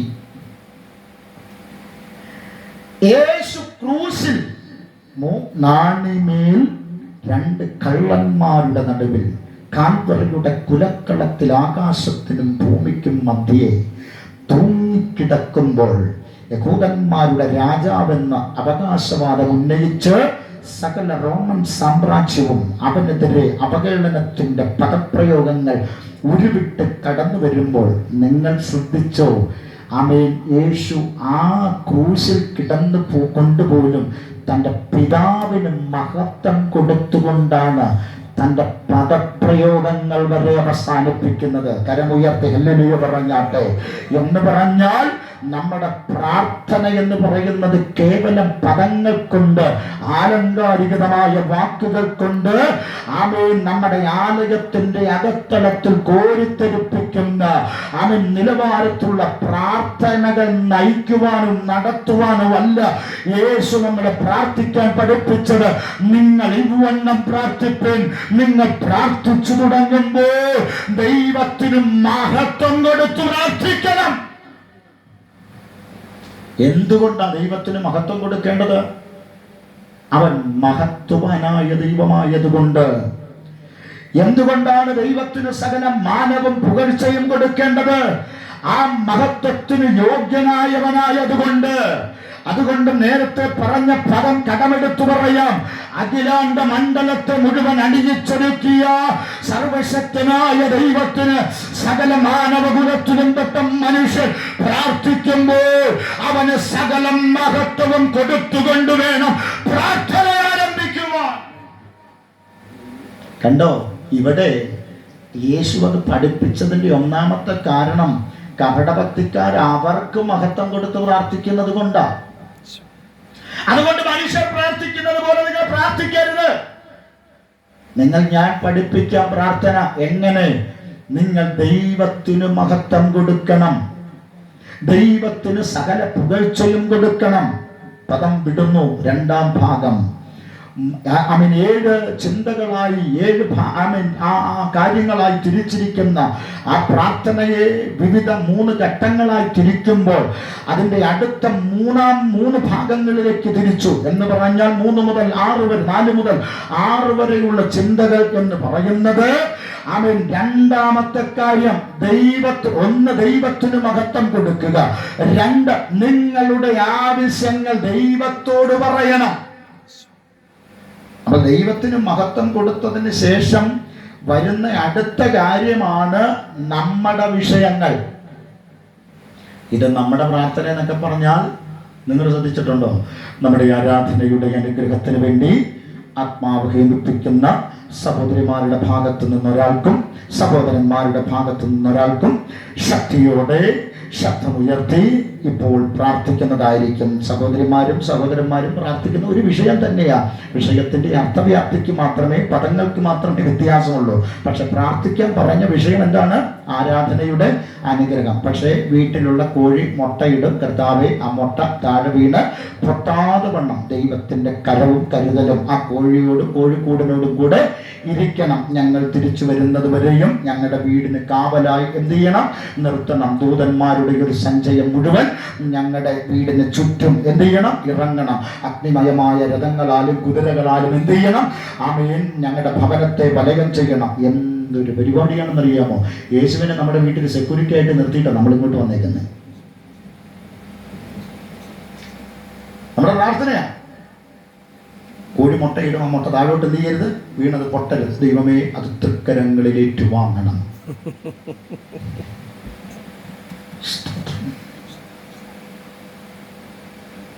കുളത്തിന്റെ അകത്ത് 5-6 മീനുണ്ട്. പൊന്മാൻ പിടിച്ചോണ്ട് പോകും. കർത്താവേ, പൊന്മാനോട് ശക്തമായി ഇടപെടണം. ഈ ഒരു കുറച്ച് നാൾക്ക് മുമ്പ് ഞാനും എൻ്റെ ഭാര്യയും കൂടി കഴിഞ്ഞ ഓണത്തിന്, തിരുവോണം ഞായറാഴ്ചയായിരുന്നു, ഞങ്ങൾ ആരാധനയ്ക്ക് പോയി. എല്ലാവർക്കും അറിയാവുന്നൊരു ചർച്ച. അവിടെ ചെന്ന് കഴിഞ്ഞപ്പം എവിടെ ചെന്നാലും എനിക്ക് എന്തെങ്കിലും ഒന്ന് കിട്ടും പ്രസംഗിക്കാനുള്ളത്. അപ്പം ആരെങ്കിലും കൊണ്ട് തരുവച്ച അതിനു വേണ്ടി തന്നെ വരുന്നൊരു ഉണ്ടല്ലോ. അപ്പം ഈ അവിടുത്തെ പാസ്റ്റർ പറഞ്ഞ് നമ്മുടെ ആരാധനയുടെ അനുഗ്രഹത്തിന് വേണ്ടി നമുക്ക് പ്രാർത്ഥിക്കാം. സഹോദരിമാരുടെ ഭാഗത്തുനിന്ന് ഇന്ന ആൻറ്റി ശബ്ദമുയർത്തി എന്ത് ചെയ്യും? പ്രാർത്ഥിക്കും. ഞാൻ ആ പേര് പറയാത്ത അങ്ങനെയുള്ള ആരെങ്കിലും ഇതിൻ്റെ അകത്തുണ്ടെങ്കിൽ എനിക്കിന്ന് വീട്ടിൽ പോകണം. അതുകൊണ്ടാണ് അവരെന്നെ ഇവിടെ പിടിച്ചു വെക്കുന്ന എനിക്ക് നല്ലോണം അറിയാം. നിങ്ങൾ ശ്രദ്ധിച്ച് ആൻറ്റി പ്രാർത്ഥിച്ചു തുടങ്ങി. കർത്താവേ, ഞങ്ങളുടെ ആരാധനയ്ക്ക് കടന്നു വന്നിരിക്കുന്ന ഞങ്ങളുടെ സഹോദരങ്ങളെയെല്ലാം അവിടെ നിന്ന് അനുഗ്രഹിക്കണം. ഞങ്ങളുടെ പാട്ടും പ്രാർത്ഥനയും ഞങ്ങളുടെ ആരാധനയും സങ്കീർത്തനവും സാക്ഷ്യവും എല്ലാം ദൈവഹിതത്തിന് ഉതകുന്നതായി തീരുവാൻ സ്വർഗം സന്തോഷിക്കുന്ന ഒരു ആരാധന ഞങ്ങളുടെ ജീവിതത്തിൽ വെളിപ്പെടണം. ഞങ്ങളുടെ ദേശം മുഴുവൻ തിരുവോണത്തിൻ്റെ ആഘോഷത്തിൻ്റെ നിറവിലാണ്. കർത്താവേ, ഇന്ന് പകല് തിരുവോണം ആഘോഷിക്കുന്ന എല്ലാ സഹോദരങ്ങളെയും ഞങ്ങൾ ദൈവകരങ്ങളിൽ ഏൽപ്പിച്ച് എന്ത് ചെയ്യുന്നു? ഞാൻ പ്രസംഗിക്കാൻ എഴുന്നേറ്റ് ആൻറ്റിയോട് ചോദിച്ചു, ആൻറ്റി, അത്തപ്പൂക്കളത്തിന് വേണ്ടി പ്രാർത്ഥിക്കാൻ മറന്നുപോയെന്ന് പറഞ്ഞു. അപ്പൊ തിരുവോണം ആഘോഷിക്കുന്നവർക്ക് വേണ്ടി പ്രാർത്ഥിക്കുന്നത് വരെ നമ്മുടെ ഇടയിൽ. കഴിഞ്ഞ ദിവസം വിഷു ഉണ്ടായിരുന്നു. വിഷുവിന് കണി മേടിച്ചവരും കണി കണ്ടവരും കണിക്കൊന്ന ചുമന്നുകൊണ്ട് പോകുന്നവരെയൊക്കെ ഞാൻ പല സ്ഥലത്തു നിന്ന് കണ്ടായിരുന്നു. ആ കൂട്ടത്തിൽ പെന്തക്കോസുകാർ ഉണ്ടോ എന്ന് എനിക്കൊരു ചെറിയ സംശയമുണ്ട്. സ്തോത്രം. അപ്പം നമ്മുടെ ആവശ്യങ്ങളൊക്കെ ഇതാ. കാറ് വേണം കർത്താവേ, അത് നല്ല മനോഹരമായ ഒരു വെള്ള നിറത്തിലുള്ളൊരു കാറ് ഞങ്ങൾക്ക് എന്ത് ചെയ്യണം? വേണം. കർത്താവേ, അവിടെ നിന്ന് അത്ഭുതം ചെയ്യണം. ദൈവത്തിൻ്റെ പ്രവൃത്തി അതിൻ്റെ അകത്ത് എന്ത് ചെയ്യണം? വെളിപ്പെടണം. ഞങ്ങൾക്ക് കാറ് കിട്ടുവാൻ വേണ്ടി ചില ഹൃദയങ്ങളോട് ദൈവാത്മാവ് എന്ത് ചെയ്യണം? കൃത്യമായി സംസാരിക്കണം. കർത്താവേ, ഞങ്ങൾക്കൊരു 5 സെൻറ്റ് സ്ഥലം ഞങ്ങൾക്ക് ആവശ്യമാണ്. 5 സെൻറ്റ് സ്ഥലത്തിന് വേണ്ടി ചില കരങ്ങൾ ദൈവം എന്ത് ചെയ്യണം? തുറക്കണം. കർത്താവേ, ഞങ്ങളുടെ അക്കൗണ്ട് ഇപ്പോൾ 0 ബാലൻസിലാണ് കിടക്കുന്നത്. കർത്താവ് അവിടെ നിന്ന് അറിയുന്നുവല്ലോ, ഞാൻ അങ്ങയുടെ ദാസനാണ്, അങ്ങ് ഞങ്ങളുടെ ദൈവമാണ്. സ്വർഗം ഞങ്ങളുടെ അക്കൗണ്ടിൽ എന്ത് ചെയ്യണം? തമ്പുരാൻ അവിടെ ഇങ്ങനെ ഈ ചെക്കൊക്കെ എഴുതി വെച്ചിരിക്കുക. നമ്മുടെ പ്രാർത്ഥനയൊക്കെ ഒന്ന് മാറ്റണം. ആ ശൈലിയൊക്കെ ഒന്ന് മാറ്റിപ്പിടിച്ച് ഈ വചനം പറയുന്ന മുൻപേ അവൻ്റെ രാജ്യവും നീതിയും ഇല്ല, അന്വേഷിപ്പിൻ, ബാക്കിയുള്ളതെല്ലാം എൻ്റെ പുറകെ വന്നോളൂ. ആമേൻ. ബാക്കിയുള്ളതൊക്കെ അതിൻ്റെ പുറകെ വന്നോളൂ. വീടില്ല, നാടില്ല, വീട്ടുകാരില്ല, നാട്ടുകാരില്ല എന്നൊക്കെ ഓർത്ത് നമ്മൾ കിടന്ന് ദുഃഖിക്കും. പക്ഷേ നിങ്ങളൊന്ന് ചിന്തിച്ചേ, വീടില്ലെങ്കിലും എനിക്കൊരു പ്രത്യേക ഞാൻ 26 വർഷമായി സ്കൂളിൽ വന്നിട്ട് ഞാനിന്നും വാടക വീട്ടിലാണ് കിടക്കുന്നത്. എൻ്റെ ഭാര്യയോട് ചോദിച്ചാൽ മോളെ എന്താ ആവശ്യം എന്ന് ചോദിച്ചാൽ അയാൾ ആദ്യം പറയുന്നത് എന്നാ മതി, എങ്ങനെയെങ്കിലും സ്വർഗത്തിൽ പോയാൽ മതി. പെൺപാസൊക്കെ വീട്ടിൽ വന്നിട്ടുള്ളത്, എങ്ങനെയെങ്കിലും സ്വർഗത്തിൽ പോയാൽ മതി. ഇവിടെ വീടില്ലെങ്കിലും ഇപ്പോൾ വാടകയ്ക്ക് താമസിക്കുന്നതും സ്വന്തം വീട്ടിൽ താമസിക്കുന്ന കണക്ക് തന്നെയാണ്. കാരണം ഹൗസിംഗ് ലോൺ എല്ലാവർക്കും ഉണ്ടല്ലോ. അതിലും ഭേദം 3000 രൂപയുടെ കൊച്ചു വീടിൻ്റെ അകത്ത് താമസിച്ചാൽ പോരെ. 24,000 രൂപ ഹൗസിംഗ് ലോൺ അടയ്ക്കണം. അത് വാടകയിനേക്കാൾ വലിയ പ്രശ്നത്തിലാണ് നടക്കുന്നത്. ഒരു മാസം തെറ്റിക്കഴിഞ്ഞാൽ അവർ വന്ന് കൊണ്ടുപോകും. ഇത് വാടക വീട്ടിൽ നിന്നാണെങ്കിൽ 3 മാസമാണെങ്കിലും തെറ്റിയാലും സാരമില്ല, നിങ്ങൾ കൂടെ ഉണ്ടല്ലോ. പ്രാർത്ഥനയുടെ ശൈലി മാറട്ടെ. യേശു പഠിപ്പിച്ച പ്രാർത്ഥനയിൽ ഒന്ന്, ആദ്യത്തെ 3 ഭാഗത്ത് പറഞ്ഞിരിക്കുന്നു ദൈവത്തിന് മഹത്വം കൊടുക്കണം, മനുഷ്യന് മഹത്വം കൊടുക്കരുത്. മഹത്വവും മാനവും പുകഴ്ചയും ദൈവത്തിനുള്ളതാണ്. എന്നെ കേൾക്കുന്ന ദേശനിവാസികളെ, എന്നെ കേൾക്കുന്ന സഹോദരങ്ങളെ, എന്നെ കേൾക്കുന്ന സ്നേഹിതരെ, എന്നെ കേൾക്കുന്ന ശ്രോതാവ്, ഇന്ന് രാത്രിയിൽ സകല മതങ്ങളിലും സകല ഇസങ്ങളിലും സകല ആചാര്യന്മാരിലും സകല മതശ്രേഷ്ഠന്മാരിലും ഞങ്ങൾക്ക് വിളിച്ചു പറയാനുള്ള ഒന്നേയുള്ളൂ. അവൻ സകല മാനവും മഹത്വവും ഈ സകല അഖിലാണ്ട മണ്ഡലത്തെയും നിർമ്മിച്ച ദൈവത്തിനുള്ളതാണ്. 2, പ്രാർത്ഥിക്കുമ്പോൾ 2-ാം ഭാഗം പറയുന്നു, നിങ്ങളുടെ ആവശ്യങ്ങൾ ദൈവത്തോട് നിങ്ങൾ അറിയിക്കണം. 3-ാം ഭാഗം പറഞ്ഞ് നമുക്ക് പ്രാർത്ഥിക്കാം. 3-ാമത്തെ ഭാഗം ഉപസംഹാരമാണ്. എന്താ ഉപസംഹാരം? ദൈവം ചെയ്ത ഉപകാരങ്ങളും ദൈവം നൽകിയ നന്മകൾക്കും നന്ദി പറഞ്ഞുകൊണ്ടായിരിക്കണം നമ്മുടെ പ്രാർത്ഥന. കരമുയർത്തില്ലേ പറഞ്ഞാട്ടെ. എന്നെ കേൾക്കുന്ന സഹോദരങ്ങൾ, ഇന്ന് രാത്രിയിൽ കേവലം വാക്കുകൾ കൊണ്ടും അർത്ഥവ്യാപ്തി കൊണ്ടും പ്രാർത്ഥിച്ച പരിചയം കൊണ്ടും പ്രാർത്ഥിക്കാതെ ഇന്ന് രാത്രിയിൽ യേശു പഠിപ്പിച്ച പ്രാർത്ഥനയുടെ തുടക്കം എന്താണെന്നറിയാമോ? നിങ്ങൾ ഇവണ്ണം പ്രാർത്ഥിക്കരുത്. എങ്ങനെ? കപടഭക്തിക്കാരെ പോലെ നിങ്ങൾ പ്രാർത്ഥിക്കരുത്. വെറുതെ നിങ്ങൾ കടന്നു വന്ന് ജൽപ്പനം ചെയ്യരുത്. വെറുതെ നിങ്ങൾ അവിടെയും ഇവിടെയും തെരിക്കോണുകളിലും നിന്ന് പ്രശംസകൾ പിടിച്ചു പറ്റുന്ന നിലവാരത്തിൽ പ്രാർത്ഥിക്കരുത്. മറിച്ച് പ്രത്യുത നിങ്ങൾ ഇവണ്ണം പ്രാർത്ഥിപ്പിൻ. ദൈവത്തിനും മഹത്വം കൊടുക്കണം. നമ്മുടെ പ്രാർത്ഥനയിൽ നമ്മുടെ ആവശ്യങ്ങൾ സ്വർഗത്തോട് അറിയിക്കണം. നമ്മൾ ദൈവത്തിന് നന്ദി പറഞ്ഞുകൊണ്ട് നമ്മുടെ പ്രാർത്ഥനയെ അവസാനിപ്പിക്കണം. ഇതല്ലേ ഒരു ദൈവ പൈതലിന്റെ പ്രാർത്ഥന എന്ന് പറയുന്നത്? ഇങ്ങനെയല്ലേ ഒരു ദൈവ പൈതൽ പ്രാർത്ഥിക്കേണ്ടുന്നത്? ഇങ്ങനെയല്ലേ നമ്മുടെ പ്രാർത്ഥനയിലും നമ്മുടെ ആലയത്തിന്റെ അകത്തും നമ്മൾ സ്ഥിരമായി ചെയ്തു വരേണ്ടുന്നത്? നമ്മുടെ ഇഷ്ടത്തിനനുസരിച്ചും നമ്മുടെ അവൻ മുഖസ്ഥിതി പറയുന്നതിനനുസരിച്ചും പ്രാർത്ഥിക്കാനല്ല ദൈവം നമ്മുടെ ഭൂമിയിലാക്കി വെച്ചിരിക്കുന്നത്. വചനം പറയുന്നത് പോലെ, യേശു തമ്പുരാൻ പറഞ്ഞ പഠിപ്പിച്ച പ്രാർത്ഥന പോലെ ഈ ദിവസങ്ങളിൽ നമ്മൾ പ്രാർത്ഥിച്ചു തുടങ്ങട്ടെ. നമ്മുടെ ജീവിതത്തിന്റെ അകത്തളത്തിൽ അങ്ങനെ ഒരു പ്രാർത്ഥനയുടെ അനുഭവം കൊണ്ടുവരട്ടെ.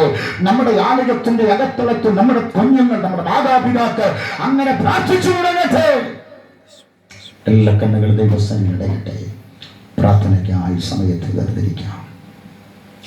എല്ലാവരും സ്തോത്രം പറഞ്ഞാട്ടെ.